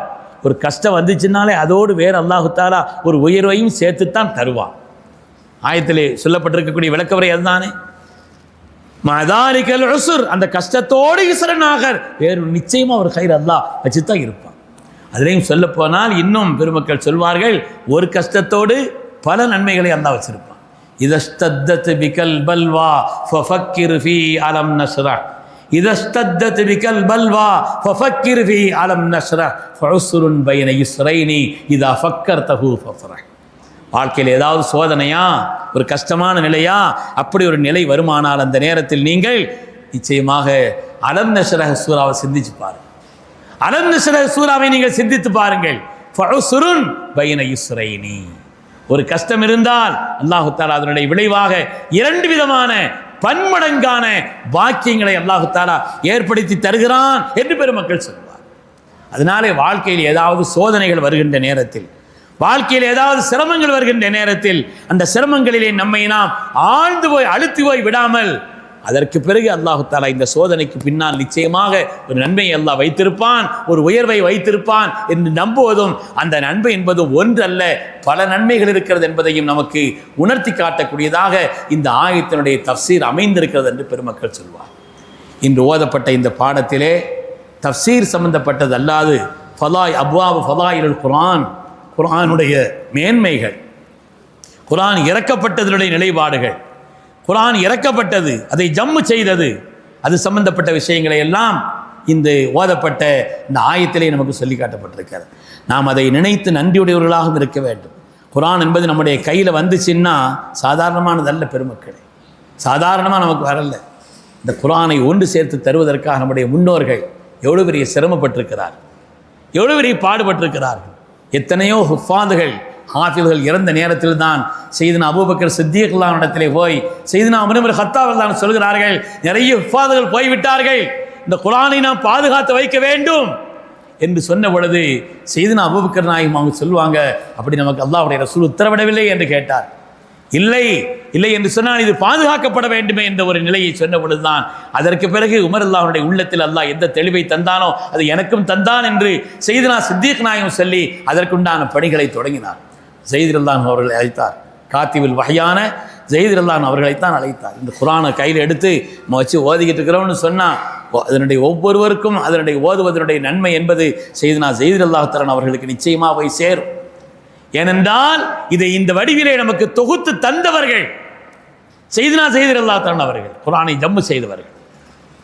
அவங்க சொன்னாங்க, மறுத்தாங்க, ஒரு மலையை ஒரு இடத்துல நகர்த்தி வைக்க சொல்லுங்கள், நான் கஷ்டப்பட்டு அதை பெயர்த்தெடுத்து வேறு இடத்திற்கு மாற்றி விடுவேன், குர்ஆனை தொகுத்து தருவதாக என்னிடத்தில் சொல்கிறீர்களே, என்னால் இயலாதுன்னு சொன்னாங்க. ஆனால் சையதுனா உமர் ரலியல்லாஹு தஆலா சொன்னாங்க, இல்லை உங்களுக்கு முடியும், இன்னக ரஜுலுன் ஷாபுன், முதலாவது நீங்கள் வாலிபர், நினைத்த காரியத்தை செய்து முடிக்கக்கூடிய அளவிற்குண்டான வலிமை உள்ளவர், நீங்கள் தீட்சண்யமான அறிவுள்ளவர், பேணுதலுக்கு சொந்தக்காரர், எல்லாவற்றையும் விட மேலாக வஹ்யை எழுதியவர், வஹ்யை எழுதியவர். எனவே குர்ஆனை தொகுத்து தரக்கூடிய அந்த ஆற்றல் மற்ற எல்லோரையும் விட அல்லாஹ் உங்களுக்கு தந்திருக்கிறான், இன்னதை செய்யுங்கள் என்று சையதுனா ஸைத் ரலியல்லாஹு அன்ஹு அவர்களை இந்த நேரத்தில் நாம் நினைத்து பார்க்க. குர்ஆனை ஜம்மு செய்த அந்த ஆற்றல் சாதாரணமானது. குர்ஆன் தொடர்பான ஒவ்வொன்றுமே ஆச்சரியம்தான். குர்ஆன் தொடர்பான ஒவ்வொன்றுமே உஸ்மான் ரலியல்லாஹு அன்ஹு அவர்கள் அதை சரிபடுத்தி எல்லா பகுதிகளுக்கும் ஒரே நிலையிலே அனுப்பி வைத்தவர்கள். ஜாமியுல் குர்ஆன் அவங்க உஸ்மான் ரலியல்லாஹு தஆலா அவங்க குர்ஆனோடு அவங்களுக்குள்ள தொடர்பு, ஒவ்வொரு சஹாபாக்களுக்கும் மேன்மக்களுக்கும் குர்ஆனோட தொடர்புங்கிறது சாதாரணமானதல்ல. இதில் சையதுனா உஸ்மான் இப்னு அஃபான் அவர்களை பார்த்து தானே ஸல்லல்லாஹு அலைஹி வஸல்லம் சொன்னார்கள், துக்குத்தலு வான்த மதுலும், அதற்கு உஸ்மான் அவர்களை தாங்கள் அநியாயமாக கொல்லப்படுவீர்கள், அநியாயமாக நீங்கள் கொல்லப்படுவீர்கள். ஓ தக்கத்தூரு கத்தரத்தும் மின் தமிக்க அலா ஃபஸயக் ஃபீகஹும் அல்லாஹ், கொல்லப்படுகின்ற நேரத்தில் உங்கள் மேனியிலிருந்து வெளிப்படக்கூடிய இரத்தத்தின் ஒரு சொட்டு குர்ஆனிலே உள்ள ஃபஸயக் ஃபீகஹும் அல்லாஹ் என்ற எழுத்தின் மீது விழும். சுப்ஹானல்லாஹ், சாதாரணமான ஒரு சொல்லா இது? ஸல்லல்லாஹு அலைஹி வஸல்லமுடைய அவர்களுக்கு பின்னால், சித்திக் நாயகத்திற்கு பின்னால், உமர் ரலியல்லாஹு அன்ஹுவுக்கு பின்னால் சையதுனா உஸ்மான் இப்னு அஃபான் ரலியல்லாஹு தஆலா அவர்களுடைய வாழ்க்கையினுடைய கடைசி கட்டம் என்ன செய்துகிட்டு இருப்பாங்கன்னு சொல்கிறாங்க. இந்த இடத்துல குர்ஆன் ஓதிக்கிட்டு இருப்பாங்க. குர்ஆன் ஓதுவார்கள் என்பதை மட்டுமா சொன்னார்கள்? எந்த ஜுசு ஓதுவீங்கன்னு அதில் இருக்குது. ஒன்றா ஜுசு ஓதுவீங்க, ஒன்றா ஜுசு மாத்திரமே இல்லை, கடைசி பக்கம் ஓதுவீங்க என்றெல்லாம் உள்ளடங்கி இருக்காது. ஃபஸயக்ஃபீகஹும் அல்லாஹ் என்ற அந்த எழுத்தின் மீது ஓ தக்துரு கத்ரத்தும் மின் தமிக்க அலா ஃபஸயக்ஃபீகஹும் அல்லாஹ் என்ற எழுத்தின் மீது விழும் என்பது மாத்திரமல்ல, ஃபைன்னஹா இல ஸாஅத்தில் ஃபில் முஸ்ஹஃப் கியாமத்து நாள் வரை அந்த இரத்தத்தின் சுவடு அந்த முஸ்ஹஃபில் இருக்கும் சொன்னார். சுப்ஹானல்லாஹ். என்றால் அந்த முஸ்ஹஃப் பாதுகாக்கப்படும் அர்த்தம். உலகத்தில் குர்ஆனை நாயகத்தினுடைய அருள் நாயகத்தினுடைய வாசகத்தை பொய்யாக்குவதற்கு அந்த குர்ஆன் அழிக்கப்பட்டால் போதும், முடியாது, அது இயலாது. கியாமத்து நாள் வரை அந்த முஸ்ஹஃபிலே உஸ்மான் தன்னுடைய இரத்தத்தின் சொட்டின் அடையாளம் இருக்கும் என்று சொன்னார்.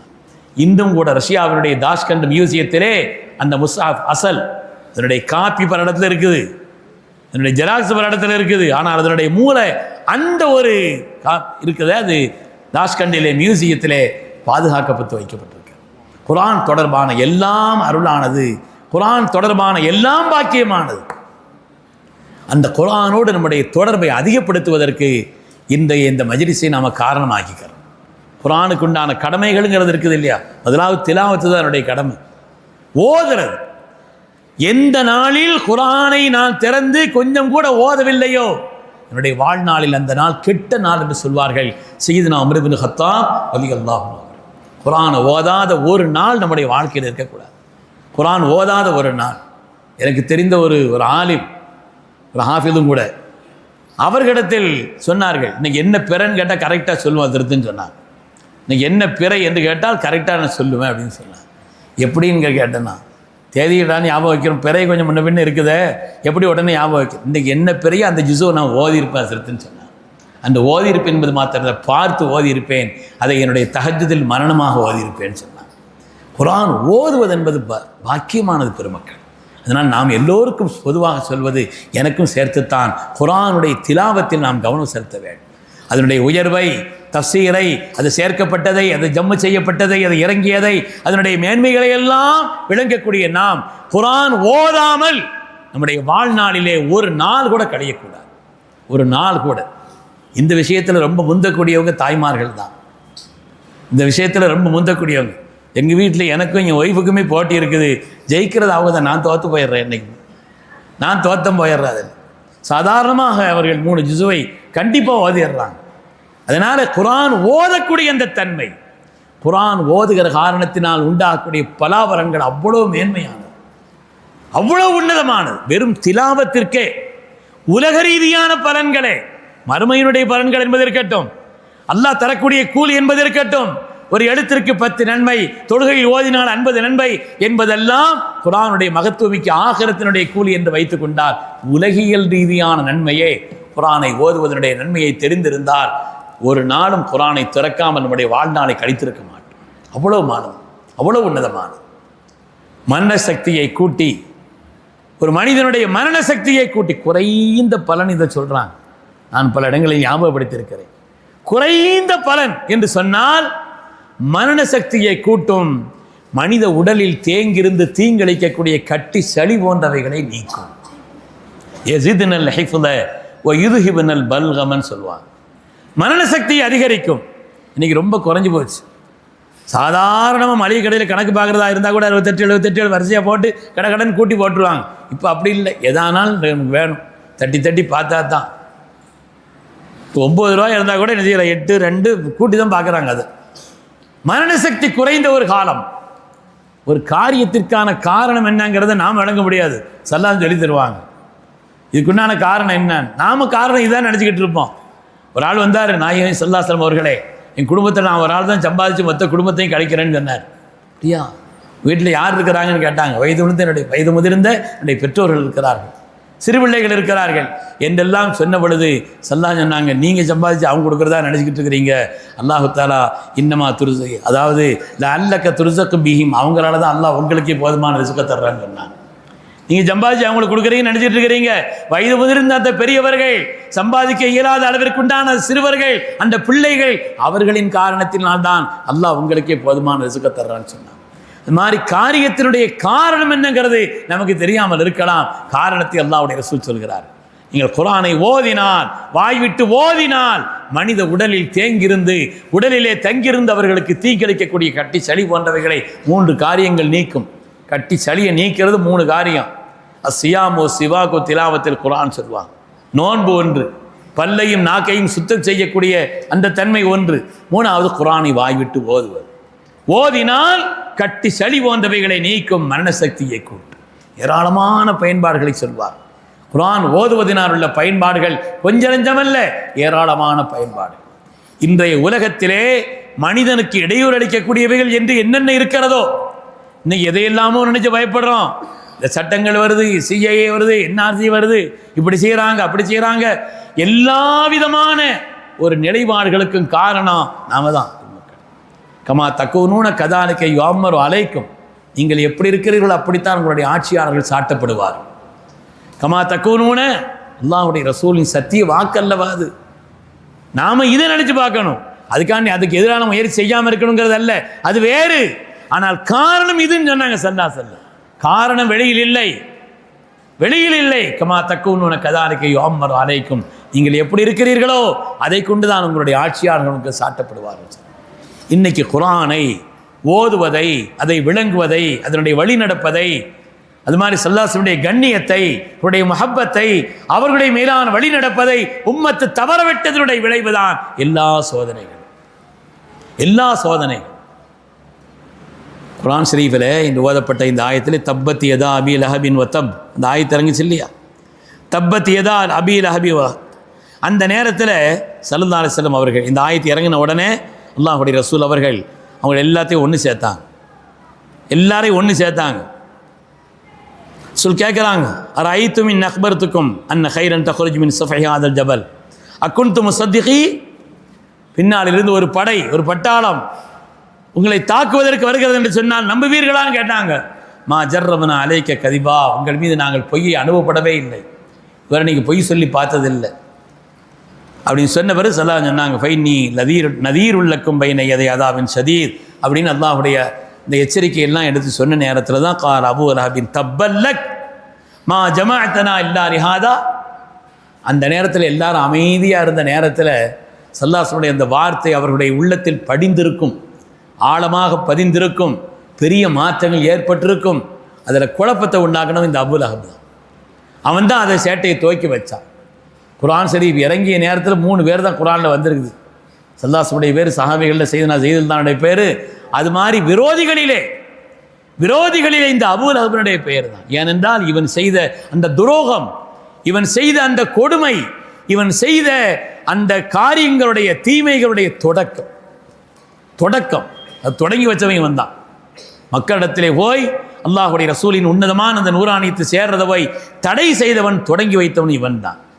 இவன் இப்படி சொன்ன உடனே தப்பல்லக் மா ஜமாஅத்தனா இல்லா லிஹாதான் அல்லாஹ் ஆயத்தை இறக்கிட்டான். தப்பத் யதா அபீ லஹபின் வ தப், இந்த ஆயத்தை இறங்கிச்சு. இந்த ஆயத்து அவனையும் அவனுடைய மனைவியும் கண்டித்து ஆயத்து இறங்கிச்சு. மனைவி பேர் அருவா, 2 பேரையும் கண்டித்து ஆயத்து இறங்கிச்சு. அப்படி ஆயத்து வந்த உடனே அவனுடைய மனைவி அருவா, உம்மு ஜமீல் அவருடைய பட்ட பேர். குர்ஆன் ஷரீஃப் ஹம்மாலத்துல் ஹத்தப் என்று சொல்லும், பிறகுகளை சுமந்து நடப்பவள் என்று. அவள் கடுமையான கோபத்தோடு நம்மை குறித்தும் நம்முடைய கணவர் அபூ லஹபை குறித்தும் இப்படி ஆயத்து வந்துருச்சுன்னு சொல்லி ஒரு பெரிய பாறாங்கல் கல்லை தூக்க முடியாத அளவிற்குண்டான ஒரு கல்லை தூக்கி கொண்டு நேராக ஸல்லல்லாஹு அலைஹி வஸல்லம் நோக்கி வருகிறார். ஒரு இடத்துல ஸல்லல்லாஹு அலைஹி வஸல்லம் அவர்கள் சித்திக் நாயகம் பேசிக்கிட்டு இருக்கிறாங்க. அந்த திக்கை நோக்கி வருகிறாள்.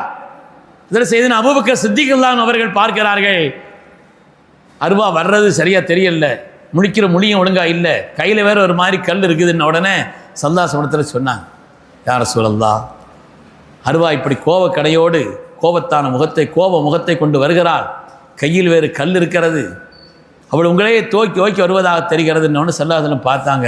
சரி நான் பார்த்துக்கிறேன்ட்டான். அல்லாஹ்வுடைய ரசூல் அவர்கள் சரி என்று சொன்னார். அங்கிருந்து நேராக பக்கத்தில் வந்து நின்று கொண்டு ஹதரத் சையதுனா அபூபக்கர் சித்திக் ரலியல்லாஹு அன்ஹு இடத்தில் கேட்கிறார். அந்த நேரத்தில் அவங்கள பார்த்து அந்த அருவா கேட்குறார், ஐன சாஹிபு, உங்கள்கிட்ட பேசிகிட்டு இருந்த உங்கள் நண்பரை எங்கன்னு கேட்டார். ஐன சாஹிபு, எங்கே அவங்க பேசி கொண்டு இருந்த நண்பரை எங்கேன்னு. சித்திக் நாயகம் பார்க்குறா, சொல்ல பக்கத்துலேருந்து நிற்கிறாங்க. எங்கேன்னு கேட்குறாளே, என்ன பதில் சொல்கிறது? ஹயாத்திலேயும் பொய் சொன்னதும் இல்லை, ஹயாத்திலேயே பொய் சொன்னதும் இல்லை, இன்னும் இருக்கிறாங்கன்னு சொல்லவும் முடியல. என்ன செய்யறது? அல்லாஹு அலம மின் அபீபக்கர் இப்னு அபீ குஹாஃபா, அபூபக்கரை விட அல்லாஹ் அறிந்தவன் பதில் சொல்லிட்டான். அபூபக்கரை விட அல்லாஹ் அறிந்தவன் ஒரு பதில் சொல்லிட்டாங்க. அவன் அங்கெங்கேயும் பார்த்துட்டு கடைசியில் கள்ளக்கீழே போட்டு போயிட்டான். அல்லாஹ் ஆயத்திறக்கிட்டான், வைதா கரத்தல் குர்ஆன், குர்ஆனை நீங்கள் நேமமாக ஓதி வந்தால் ஜஅல்னா பைனக வ பைனல் லதீன லா யுமினூன பில் ஆখিরাতি ஹிஜாபம் மஸ்தூரா, நேமமாக நீங்கள் ஓதி வந்தால் உங்களுக்கும் ஆகிரத்தை நம்பாத அந்த கூட்டத்திற்கு மத்தியிலே மறைக்கப்பட்ட திரையை அல்லாஹ் ஏற்படுத்துவான், மறைக்கப்பட்ட திரையை அல்லாஹ் ஏற்படுத்துவான் என்று அல்லாஹ் ஆயத்திறக்கிறான். என்றால் என்றது தெரியாமல் ஆனதற்கான காரணம் கிராத்துல் குர்ஆன் என்ற தாயத்தை கொண்டு சொல்வார். எனவே உலகத்திலேயே ஷைத்தானுடைய, நஃப்ஸினுடைய, அஅதாக்களுடைய எல்லா விதமான விரோதங்களிலிருந்தும் நம்மை பாதுகாப்பதற்கான ஆயுதமாக, பாதுகாக்கக்கூடிய சாதனமாக, ஹிஜாபம் மஸ்தூராக அல்லாஹு தஆலா குர்ஆனை நமக்கு தந்திருக்கிறான் என்று பெருமக்கள் சொல்றார். இந்த ஆயத்தை வைத்து இன்னைக்கு குர்ஆன் ஓதக்கூடிய சமுதாயம் நல்ல ஓத தெரிந்திருப்பாங்க நினைக்கக்கூடிய பலவேரும் கூட ஓத இயலாத ஒரு நிலையிலே பார்க்க. ஒரு ஏத்திக்காக இருந்தாங்க ரமலானில் 60 பேர்.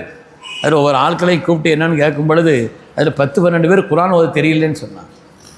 இதில் தாய்மார்கள் கவனம் செலுத்த வேண்டும். கண்ணியமிக்க தாய்மார்களை நம்ம ஊரை பொறுத்தவரையில் முகஸ்துதிக்காக பெருமைக்காக நம்ம சொல்லலை, எல்லா இடத்துலையும் ஓதக்கூடிய ஒரு தன்மை. என் பிள்ளை ஹாஃபில் ஆகணும், ஹாஃபிலாவாக ஆகணும், ஜெய்யிதான ஹாஃபில் ஆகணும், நல்ல ஆற்றலுள்ள திறமையான ஹாஃபிலா என் பிள்ளை இருக்கணும் அப்படிங்கிறத இந்த ஆசைப்படக்கூடிய பெருமக்கள் நிறைந்திருக்கக்கூடிய ஒரு ஊர், குர்ஆனுடைய தொடர்புள்ள அந்த ஊர். அந்த பாரம்பரியத்தை நீங்கள் பேண வேண்டும். நம்முடைய பிள்ளைகள் எல்லா துறைகளிலும் உயரட்டும், எல்லா துறைகளிலும் மேம்படட்டும். ஆனால் இந்த குர்ஆனுடைய ஞானத்தை விட்டுவிடக்கூடாது, குர்ஆனுடைய ஓதுவதை விட்டுவிடக்கூடாது, குர்ஆனுடைய தொடர்பை விட்டுவிடக்கூடாது. அதுதான் இந்த உம்மத்தினுடைய சொத்து. அல் குர்ஆன் ஹப்லுல்லாஹில் மதீன், மன் கால பிஹி ஸதக வ மன் அமில பிஹி ரஷத வ மன் இஅ்தஸம பிஹி ஃபகத் ஹதா இலா ஸிராத் முஸ்தகீம் என்று சொல்வார்கள் செய்தனா அலி இப்னு அபீ தாலிப் ரலியல்லாஹு அன்ஹு அவர்கள். வலுவான கயிறு, வான் மண்டலத்திற்கும் பூமிக்கும் கியாமத்து நாள் வரை உள்ள ஒரு ஆழமான நெருக்கமான நிரந்தரமான தொடர்பு குர்ஆன் தான். அதனுடைய சொற்கள் எல்லாம் சத்தியமானது. அதன் வழி நடந்தவர், நேர்வழி பெற்றவர், பற்றி கொண்டவர் தான் சிராத் முஸ்தகீமில் உள்ளவர் என்று சொல்வார். அதனாலே குர்ஆனுடைய ஒரு தொடர்பை, குர்ஆன் ஓதக்கூடிய அந்த தன்மையை நம்மிடத்தில் உண்டாக்குவேன். கொஞ்ச நேரமாவது வீட்டில் குர்ஆன் எடுத்து ஓதக்கூடிய அந்த பழக்கத்தையும் வைத்துக்கொள்ள வேண்டும் என்று நான் கேட்டுக்கொள்கிறேன். அருமையானவர்களே, நிறைய வேலை, ஜமாத்துல்மா சம்பந்தப்பட்ட நிறைய பணிகள் தான். ஆனாலும் புகாரி ஷரீஃபில் பேசுவது ஒரு பரக்கத்தாக என்றுமே நான் கருதக்கூடியவன். அதனாலே கண்டிப்பாக நிறைவு செய்கிறேன். நாளை ஒரு பெரிய பாக்கியமாகவும் இங்கே வந்து நான் இந்த மஜ்லிஸிலே கலந்து கொண்டு பேசுவதை ஒரு பெரிய வாய்ப்பாகவும், சில வருஷங்களில் வர முடியாமல் ஆயிடுச்சு, அதை நினைத்து நான் பல நேரங்களில் சங்கடப்பட்டிருக்கிறேன். ஆனாலும் கூட நிர்பந்தமான ஒரு நிலையின் அடிப்படையிலே இங்கே கண்டிப்பாக வந்தே தீர வேண்டும் என்பதனால்தான் அடுத்தமாக நான் இங்கே வந்தேன். அருமையான பெருமக்களே, அல்லாஹ்வுடைய கருணையினாலே இங்கே வரக்கூடிய பெருமக்களிடத்துலையும் கேட்குறேன், பின்னால் நிறைய பேர் வர்றீங்க, முன்னால் ஆட்கள் கம்மியாக இருக்குது. ஓத ஆரம்பிக்கும் போதே வரணும். மஜ்லிஸினுடைய ஆரம்பத்திலேயும் நீங்கள் வந்து, இந்த மஜ்லிஸினுடைய கண்ணியம் அது. ஏன்னா ஒரு இடத்துல உட்கார்றதுங்கிறது இருக்குதே சாதாரணமானதல்ல. ஓதுவதை கேட்டு உட்காருவதும் கூட பாக்கியம். ஓதுவதை இங்கே ஹதீஸ் ஷரீஃப் ஓதிக்கிட்டு இருக்கிறாங்க, அதை ஓதுவதை கேட்பதும் கூட பாக்கியம் தானே. எப்படி குர்ஆன் ஓதுவதை கேட்பது பாக்கியமானது, இது மாதிரி ஹதீஸ் இது வந்து கைருமத்துலுவான குர்ஆன் நமக்கு அது வந்து ஓதப்பட்டது, இது ஓதப்படாமல் வாழ்க்கையாக உள்ள ஒரு குர்ஆன் அல்லவா. எனவே இதை ஓதுவதை கேட்பதும் ஆரம்பத்திலே மஜ்லிஸுக்கு வந்து இந்த ஒரு நேரத்தை இதில் கழிப்பதை பாக்கியமாக நீங்கள் கருதி கொள்ள வேண்டும். ஏனென்று சொன்னால் குர்ஆனுடைய அந்த மகத்துவம் என்பது சாதாரணமானதல்ல, அதை சொல்லி மாளாது. அதனுடைய மகத்துவம் என்பது எல்லா நிலையிலும் மேலானது. ஓதுவதற்கு, பார்ப்பதற்கு, உலகத்திலேயே பார்த்தாலே நன்மை தரக்கூடிய காரியம் உண்டல்லவா. பார்த்தாலே ஒன்றும் செய்ய வேண்டியதில்லை, பார்த்தாலே நன்மை தரக்கூடியது. கஅபாவை பார்த்தாலே நன்மை. நான் ஹஜ்ஜுக்கு போயிருந்த நேரடி உஸ்தாமார்களுக்கு போல கடிதம் எழுதினேன். நான் ஹஜ்ஜுக்கு முதலாக செல்கிறேன். 1994 கடிதம் எழுதி, நான் என்ன செய்யணும், அங்கே போய் நடந்து கொள்ளணும், உங்களிடத்தில் மண்டியிட்டு படித்தவன், எனக்கு நீங்கள் வழிகாட்டுங்கள் என்று சொன்ன நேரத்தில் ஒவ்வொரு உஸ்தாமார்கள் ஒன்றை சொன்னார்கள். அதில் என்னுடைய ஆசிரியர் பிறந்தகல்லாமா கமார்தீன் ரத்னம் பரலாம் மர்கது அதில் சொன்னாங்க, உனக்கு மற்ற அமல்களை செய்ய முடியுதோ இல்லையோ, ஹரமில் உட்காந்து நீ அதை பார்த்துக்கிட்டு இருப்பான்னு சொன்னாங்க. கஅபா பார்த்து கொண்டே இரு. ஏனென்றால் அந்த இடத்திலே 120 ரஹ்மத் இறங்குகிறது. சித்துவனலை தாய்வீன் அர்பவுனலில் முஸல்லீன் வைஸ்ரூனலில் ஆதரீன். பார்ப்பவர்களுக்கு 20 ரஹ்மத். பார்த்தாலே நன்மை. பெற்றோர்களை கருணை கண் கொண்டு பார்த்தாலே நன்மை. குர்ஆனை பார்த்தாலே நன்மை. குர்ஆனை பார்த்தாலே நன்மை தரக்கூடியது என்று சொல்லும் பொழுது பெருமக்களே, அது விஷயத்தில் நாம் கவனம் செலுத்த வேண்டும். இந்த குர்ஆன் உலகத்தில் நிலைப்படுத்தப்பட்டிருக்கிறது, பாதுகாக்கப்பட்டிருக்கிறது. இந்த உம்மத்தினுடைய சொத்து கியாமத்து நாள் வரை நின்றடங்கக்கூடிய பேர் அற்புதம். இன்று மூசா அலைஹிஸ்ஸலாமுடைய அசா துன்யாவில் இல்லை, சாலி அலைஹிஸ்ஸலாமுடைய ஒட்டகை துன்யாவில் இல்லை. ஒவ்வொரு அற்புதங்களும் உலகத்தில் வந்த அற்புதங்கள் இல்லை. ஆனால் குர்ஆன் நம்மிடத்தில் நிலைத்திருக்கிறது. தாமத்தில் அதைனா ஃபஃபாகத் குல்ல முஅஜிஸத்தின் மினன் நபியீன இஸ் ஜாஅத் வலம் ததுமி. ஆஷிக் ரசூல் அல்லாமா முஹம்மது இமாம் பூஸ்ரி ரஹ்மத்துல்லாஹி அலைஹி அவர்கள், முஹம்மது ஷரஃபுத்தீன் பூஸ்ரி ரஹ்மத்துல்லாஹி அலைஹி சொல்வார்கள், தாமத்தில் அதைனா, கியாமத்து நாள் வரை நம்மிடத்தில் நின்றடங்கக்கூடிய பேர் அற்புதம் இது. ஒரு எழுத்தையும் ஒரு புள்ளியையும் கூட மாற்ற இயலாத அளவிற்குண்டான அற்புதம். இதை விட எந்த அற்புதம் உலகத்தில் வேண்டும்? அவலம் யக்ஃபிஹிம் அன்னா அன்ஸல்னா அலைக்கல் கிதாப யத்லூ அலைஹிம். இது போதாதான் அல்லாஹ் கேட்கிறான். அவலம் யக்ஃபிஹிம், உங்களுக்கு போதாதா? அன்னா அன்ஸல்னா அலைக்கல் கிதாப், வேதத்தை நாம் இறக்கி தந்த இந்த அற்புதம், ஓதப்படக்கூடிய இந்த வேதத்தை நாம் இறக்கி தந்த இந்த அற்புதம் அவர்களுக்கு போதுமானது இல்லையா என்று அல்லாஹ் கேட்கக்கூடிய அளவிற்குண்டான மகத்துவமான ஒரு அற்புதம். எனவே இந்த குர்ஆனுடைய தொடர்பில் நம்மை ஆக்குவது, குர்ஆன் ஓதுவது, குர்ஆன் ஓத கேட்பது, குர்ஆன் தொடர்பான எந்த காரியமுமே மகத்துவம் மிக்கது என்பதிலே எந்த விதமான சந்தேகம் இல்லை. அருமையான பெருமக்களே, அப்படிப்பட்ட குர்ஆன் அருள் மிக்கது என்பதோடு குர்ஆனுடைய தஃப்சீரும் குர்ஆன் பாதுகாக்கப்பட்டதை போல நான் ஆரம்பத்தில் சொல்லியது போல் குர்ஆனுடைய தஃப்சீரும் பாதுகாக்கப்பட்டிருக்கிறது. எனவே அந்த தஃப்சீர்களையும் பெருமக்கள் சொல்லக்கூடிய சொல்லி தந்திருக்கக்கூடிய அந்த உன்னதமான கருத்துக்களை கொண்ட இந்த தஃப்சீர்களையும் நம்முடைய வாழ்க்கையிலே விளங்க வேண்டும். அது சம்பந்தப்பட்ட விஷயங்களை புரிவதிலே நம்முடைய கவனத்தையும் ஆக்கிக்கொள்ள வேண்டும். அல்லாஹு சுப்ஹானஹு வ தஆலா அப்படிப்பட்ட உன்னதமான குர்ஆனை கண்ணியப்படுத்திய மகான்களிலே நன்மக்களில் அல்லாஹ் எல்லோரையும் கபூல் செய்தருள்வானாக. குர்ஆன் தொடர்பான பரக்காத்துகள் என்னென்ன உண்டோ எல்லா விதமான பரக்காத்துகளையும் நிறைவாக பெற்றுக்கொண்ட நன்மக்களில் அல்லாஹ் நம்மை ஆக்கிரல் புரிவானாக. அல்லாஹு தஆலா இந்த குர்ஆனுடைய மகத்துவத்தை கொண்டு, ஹதீஸுடைய மகத்துவத்தை கொண்டு வாழ்க்கையில் எல்லா விதமான சோதனைகளிலிருந்தும் அல்லாஹ் நம்மை பாதுகாப்பானார். நோய் நொடிகளிலிருந்தும் அல்லாஹ் பாதுகாப்பானார். வறுமையிலிருந்தும் அல்லாஹ் பாதுகாப்பானார். கெட்ட மரணங்களிலிருந்தும் அல்லாஹ் பாதுகாப்பானார். விபத்துகளிலிருந்தும் அல்லாஹ் பாதுகாப்பானார். ரப்பை மறந்த ஒரு வாழ்க்கை வாழ்வதை விட்டும் அல்லாஹ் பாதுகாப்பானார். அல்லாஹை இபாதத் செய்வதிலே, அவனை திக்ர் செய்வதில் அல்லாஹ் நமக்கு இன்பத்தை தருவானாக. அதிகம் அதிகம் ஸலவாத் ஓதக்கூடிய உயர்ந்த நசீபை அல்லாஹ் தந்தருள் புரிவானாக. பாவங்களின் மீது அல்லாஹ் வெறுப்பை தந்தருள்வானாக. அதை விட்டு விலகி வாழக்கூடிய மகத்துவமான, அதை விட்டு விலகி வாழக்கூடிய மகத்துவமான நன்மனிதர்களில் அல்லாஹ் நம் எல்லோரையும் கபூல் செய்தருள்வானாக. அருளும் பரக்கத்தும் நிறைந்த புனிதமான இந்த ரஜபுடைய மாதத்தில் அல்லாஹ் தன்னுடைய பரக்காத்துகளை நம்முடைய வாழ்வின் எல்லா நிலைகளிலும் அல்லாஹ் ஆக்கி அருள்வானாக. நம் தொடர்புள்ள ஒவ்வொரு காரியத்திலேயும் நம்முடைய வாழ்நாளில் அல்லாஹ் பரக்கச் செய்வானாக. நம்முடைய ரிசுக்கில் அல்லாஹ் பரக்கச் செய்வானாக. நம்முடைய வீடுகளில் அல்லாஹ் பரக்கச் செய்வானாக. நம்முடைய குடும்பத்தில் அல்லாஹ் பரக்கச் செய்வானாக. நம்முடைய மக்களில் அல்லாஹ் பரக்கச் செய்வானாக. நமக்கு தந்திருக்கக்கூடிய எல்லா நன்மையான உயர்ந்த காரியங்களிலேயும் அல்லாஹ் தன்னுடைய பரக்காத்துகளை அல்லாஹ் இணைத்து வைத்தருள்வானாக. தொடர்ந்து ஷாபானிலும் அல்லாஹ் தன்னுடைய பரக்கத்தை தந்து சங்கையான ரமலானை நிறைவான முறையில், பாக்கியமான முறையிலும் அருள் பெற்ற அவனுடைய நேசர்களான வலிமார்கள் இந்த ரமலான் மாதத்தை எப்படி பாக்கியமாக கழித்தார்களோ அப்படி ஆக்கிக் கொள்வதற்குண்டான உயர்ந்த நசீபையும் அல்லாஹ் நம் எல்லோருக்கும் தந்தருள் புரிவானாக. நாம் அறிந்த அறியாத எல்லா நல்ல பாக்கியங்களையும் கருணையுள்ள ரஹ்மான் தன்னுடைய மகது பதரை கொண்டு சன்மானமாக தந்தருள்வானாக. அவனுடைய கட்டளைகளை பல நேரங்களை மீறி இருக்கிற காரணத்தினாலே, அவனுடைய கட்டளைகளுக்கு மாற்றமாக பல பாவங்களை செய்துவிட்ட காரணத்தினாலே அல்லாஹ் தன்னுடைய ரஹ்மத்தை நம்மை விட்டும் தூராக்கி விடாமல் அல்லாஹ் பாதுகாத்து அருள் புரிவானாக. ஆமீன் ஆமீன் யா ரப்பல் ஆலமீன். பிஹக்கி சய்யிதுனா முஹம்மதின் ஸல்லல்லாஹு அலைஹி வஸல்லம் வ ஆகிரு தஅவானா அனில் ஹம்துலில்லாஹி ரப்பில் ஆலமீன்.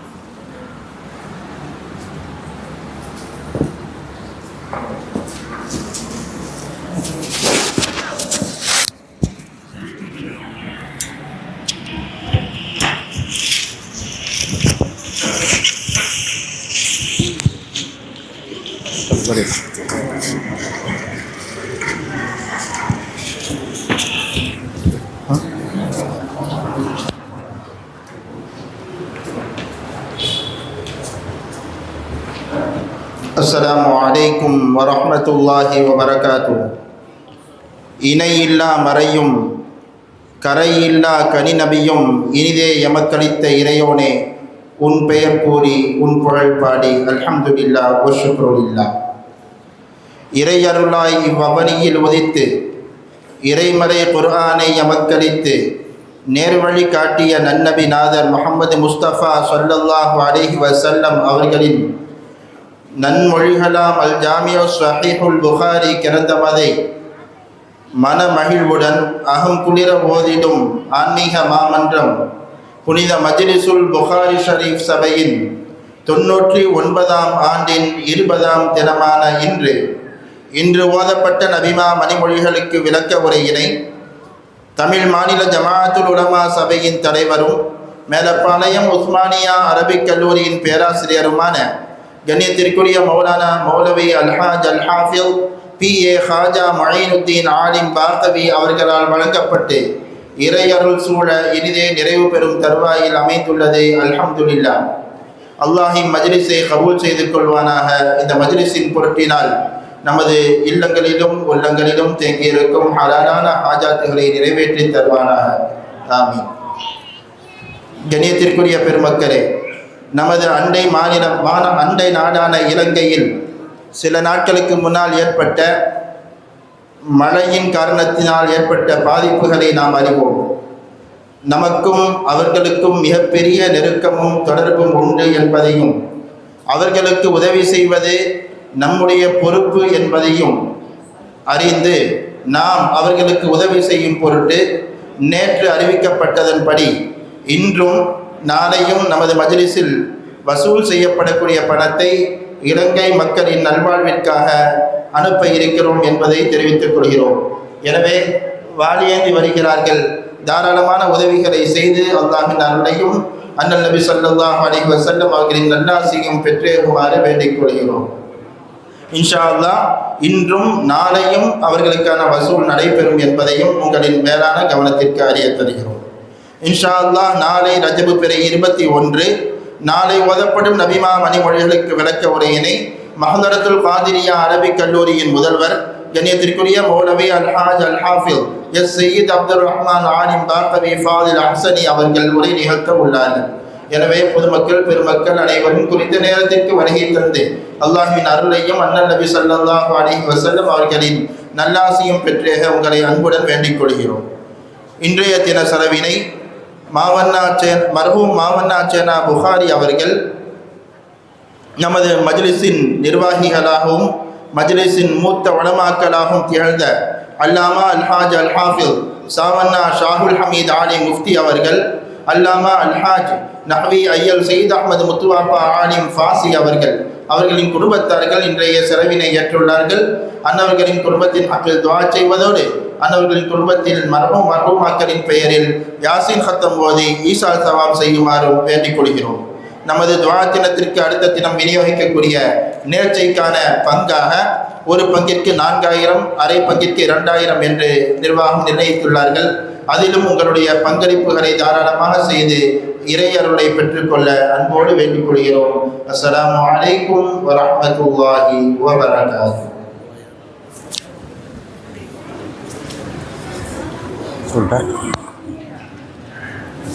الفاتحة.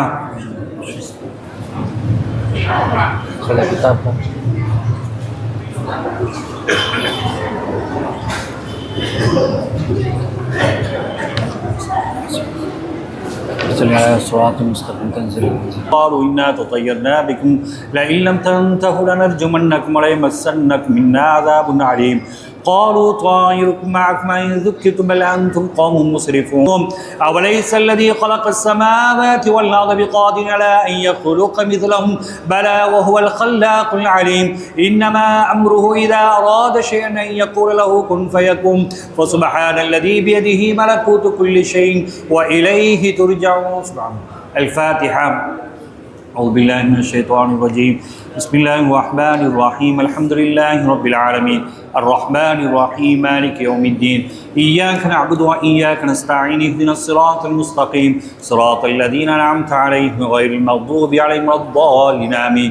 بسم الله الرحمن الرحيم. قل هو الله أحد الله الصمد لم يلد ولم يولد ولم يكن له كفوا أحد.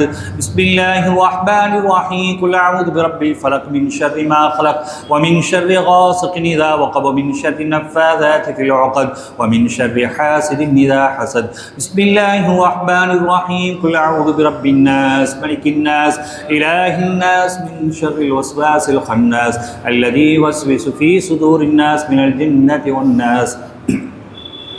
آمين. الحمد لله رب العالمين حمدا يوافي نعما ويكافي مزيدا واعف عنا يا كريم يا رحيم يا الله. اللهم صل وسلم على رسولك سيدنا ونبينا ومولانا محمد الناطق بالحق والداعي للرشد والهادي إلى الصواب، حجته البالغة وبرهانه القوي ودعوته العامة. اللهم فكما شرفتنا بسماع حديده القديم فاهدنا صراطه المستقيم. اللهم إنا قرأناه وسمعناه مقرين بالعجز عن الإحاطة بمعناه. اللهم فما أكرمتنا سماء الفاظ فاجعلنا من جملته وحفاظه. اللهم قرب إلى أفهامنا بعيد معانيه ووفقنا للعمل بمقتضى ما ورد من الأحكام فيه وامتثال أوامره واجتناب نواهيه. اللهم إنا بك وبما جاء به هذا النبي مؤمنون وبما أخبرنا به من الغيب والوعد والوعيد مصدقون، فثبت اللهم بحرمة ذلك الإيمان والتصديق في قلوبنا واغفر ببركته جميع ذنوبنا. اللهم أوصل مثل ذباب ما قرأنا من كلامك العزيز.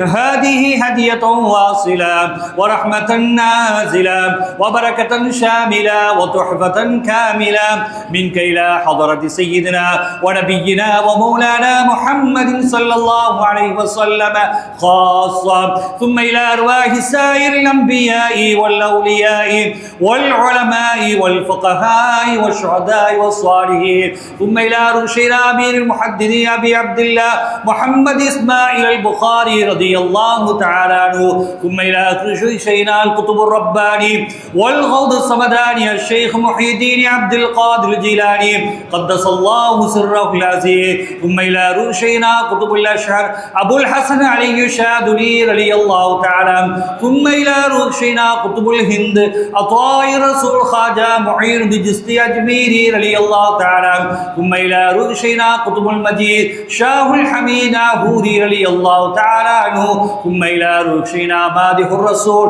صاحب البتريا صدقة الله ولي الله القاهري رضي الله تعالى عنه ونفعنا بهم آمين. اللهم يا ربي زدهم عزا وشرفا وتعظيما وتكريما وتوقيرا برحمتك يا أرحم الراحمين. ثم إلى أرواح جميع المؤسسين والواقفين والناصرين والساعين لهذا المجلس الشريف يا رب العالمين. ثم إلى أرواح من ترون القرآن العظيم لأجلهم اللهم اغفر لهم وارحمهم وآنس الله وحشتهم ورحم الله غربتهم ونور الله ضريحهم وتقبل الله من حسناتهم وتجاوز الله عن سيئاتهم وغفر الله ذنوبنا وذنوبهم وجمع الله بيننا وبينهم في جنات النعيم.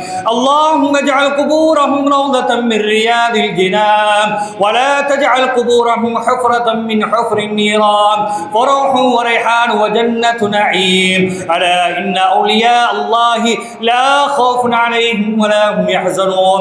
اللهم أحسن عاقبتنا في الأمور كلها وأجرنا من خزي الدنيا وعذاب الآخرة، توفنا مسلمين والحقنا بالصالحين. اللهم اشرح صدورنا للإسلام ونذر قلوبنا بنور الإيمان واهدنا سبل السلام ونجنا من الظلمات إلى النور. ربنا وآتنا ما وعدتنا على رسلك ولا تخزنا يوم القيامة إنك لا تخلف الميعاد. ربنا هب لنا من أزواجنا وذرياتنا قرة أعين واجعلنا للمتقين للمتقين إماما ربنا لا تزغ قلوبنا بعد إذ هديتنا وهب لنا من لدنك رحمة إنك أنت الوهاب ربنا لا تؤاخذنا إن نسينا واخطأنا ربنا ولا تحمل علينا إصرا كما حملته على الذين من قبلنا ربنا ولا تحملنا ما لا طاقة لنا به واعف عنا واغفر لنا وارحمنا أنت مولانا فانصرنا على القوم الكافرين ربنا اغفر لنا ولإخواننا الذين سبقونا بالإيمان ولا تجعل في قلوبنا غلا للذين آمنوا ربنا إنك رؤوف رحيم ربنا اغفر لنا ولوالدينا ولجميع المسلمين ربنا رب ارحمهما كما ربياني صغيرا وصلى الله تعالى وسلم وبارك على خير خلقه سيدنا محمد ونور عرشه ومظهر لطفه وعلى آله وصحبه أجمعين سبحان ربك رب العزة عما يصفون وسلام على المرسلين والحمد لله رب العالمين سبحان ربك رب العزة عما يصفون وسلام على المرسلين والحمد لله رب العالمين آمين آمين آمين بفضلك سبحان ربك رب العزة عما يصفون وسلام على المرسلين والحمد لله رب العالمين صلى الله على